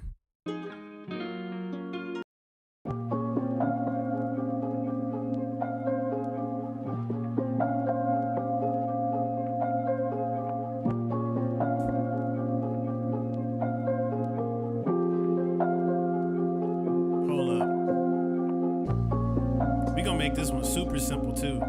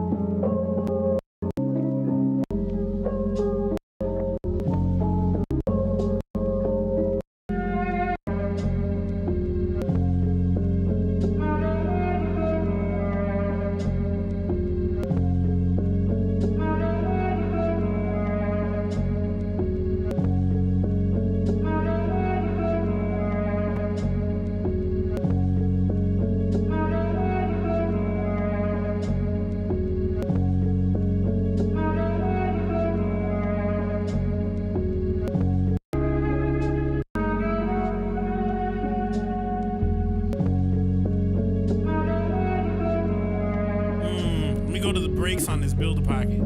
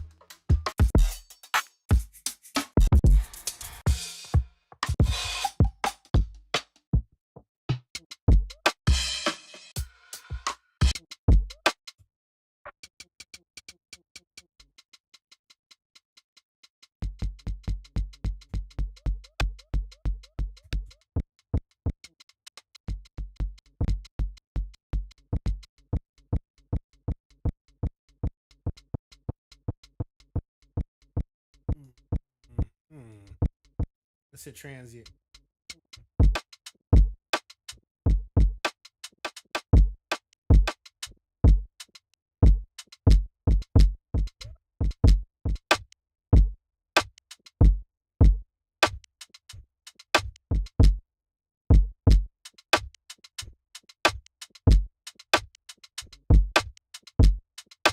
Ah.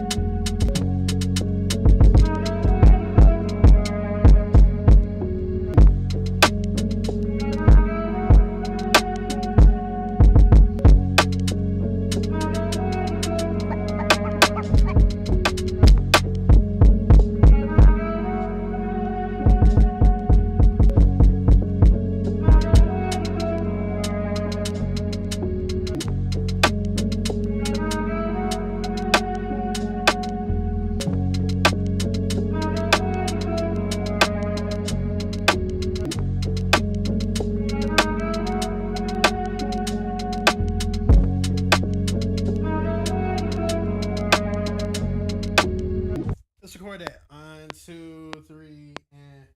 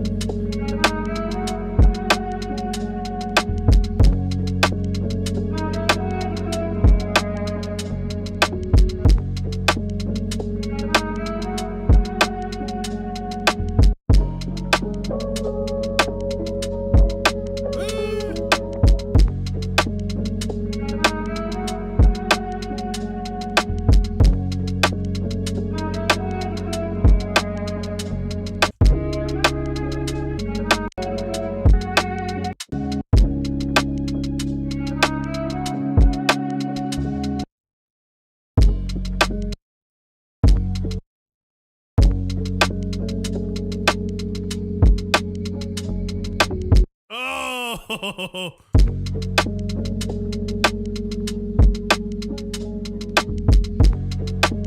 Jesus.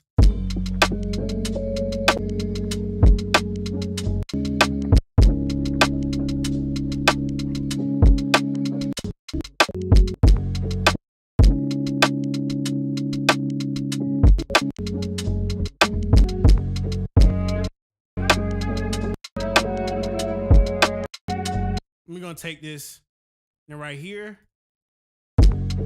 I just need.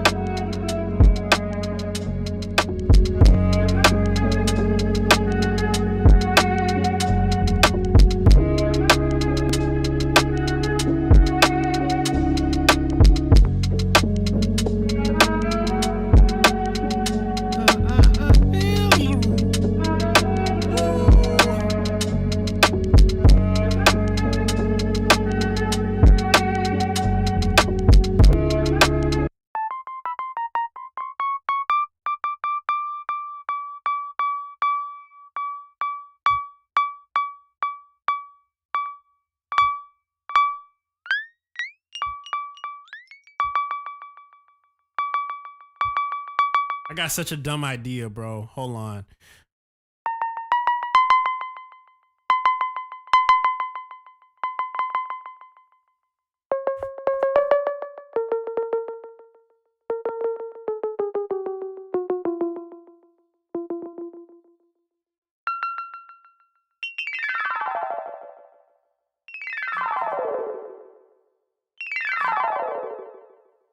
Yep, that's what I'm looking for.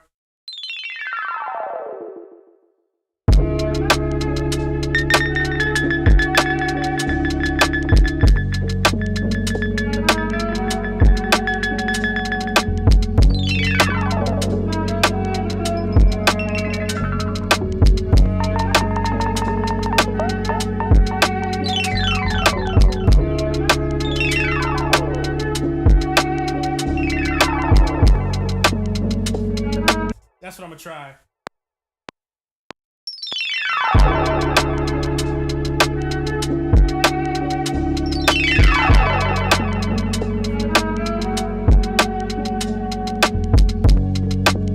gonna let that really ride out.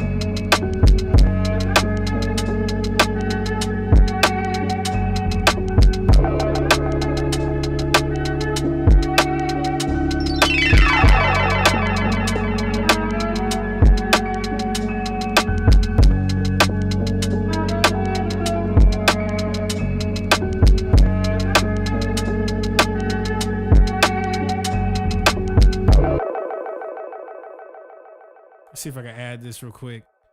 I'm thinking of a joint that I can add an element from. I think this might be it.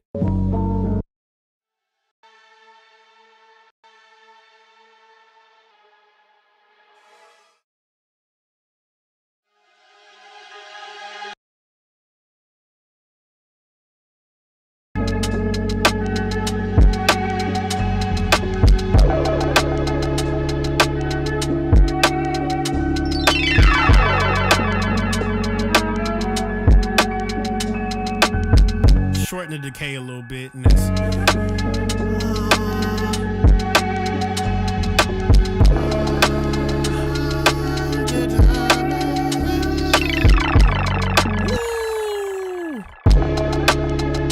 That's crazy.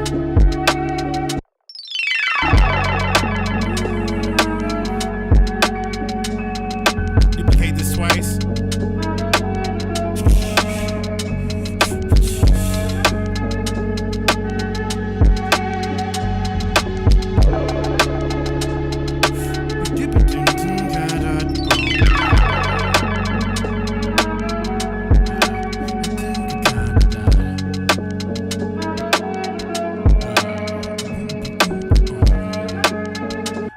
let's treat it like a live bass. Let's treat it like a live bass. Let's go for it.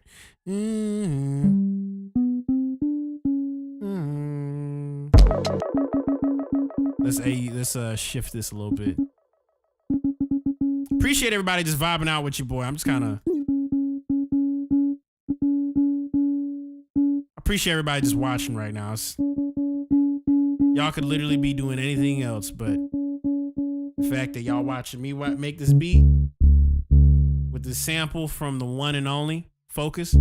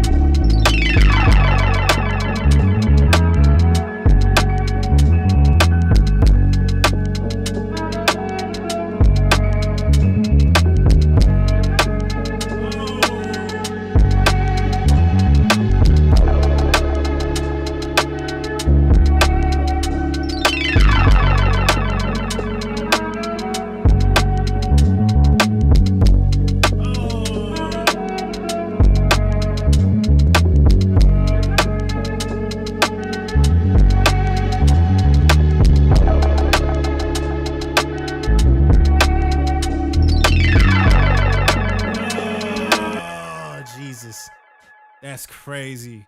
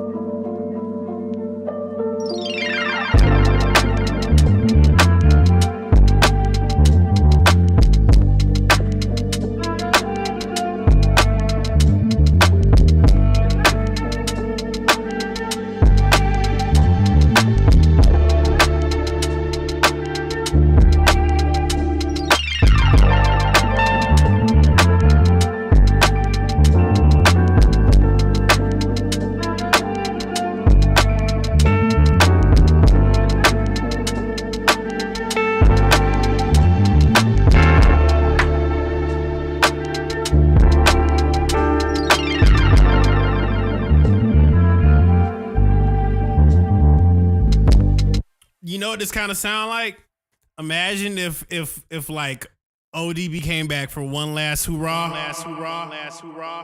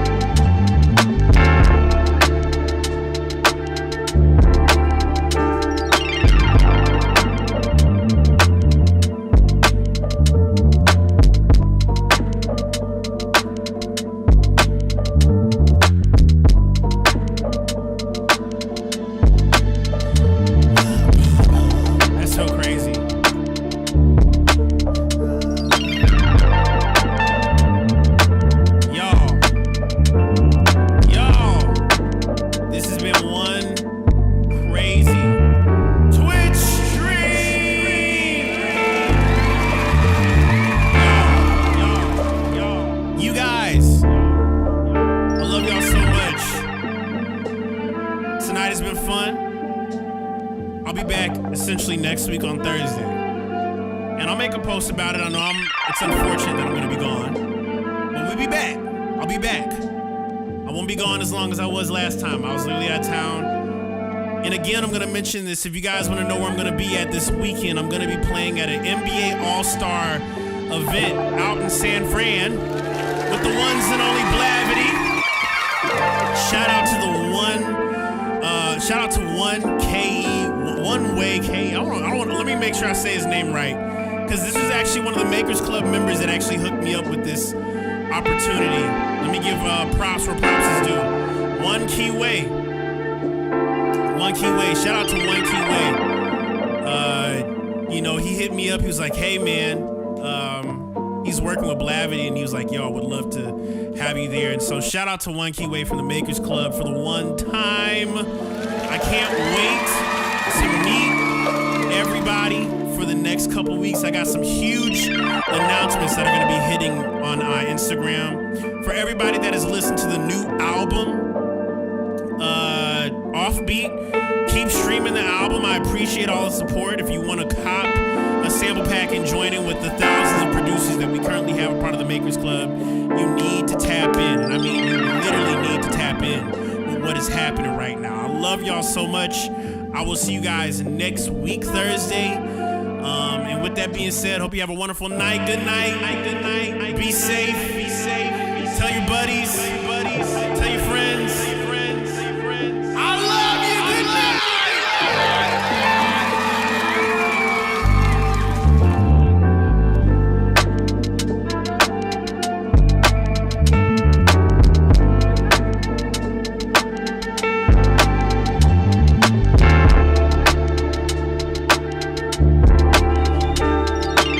Welcome to the Producer Show with Kalen Ellis. Did you know he goes live at 5?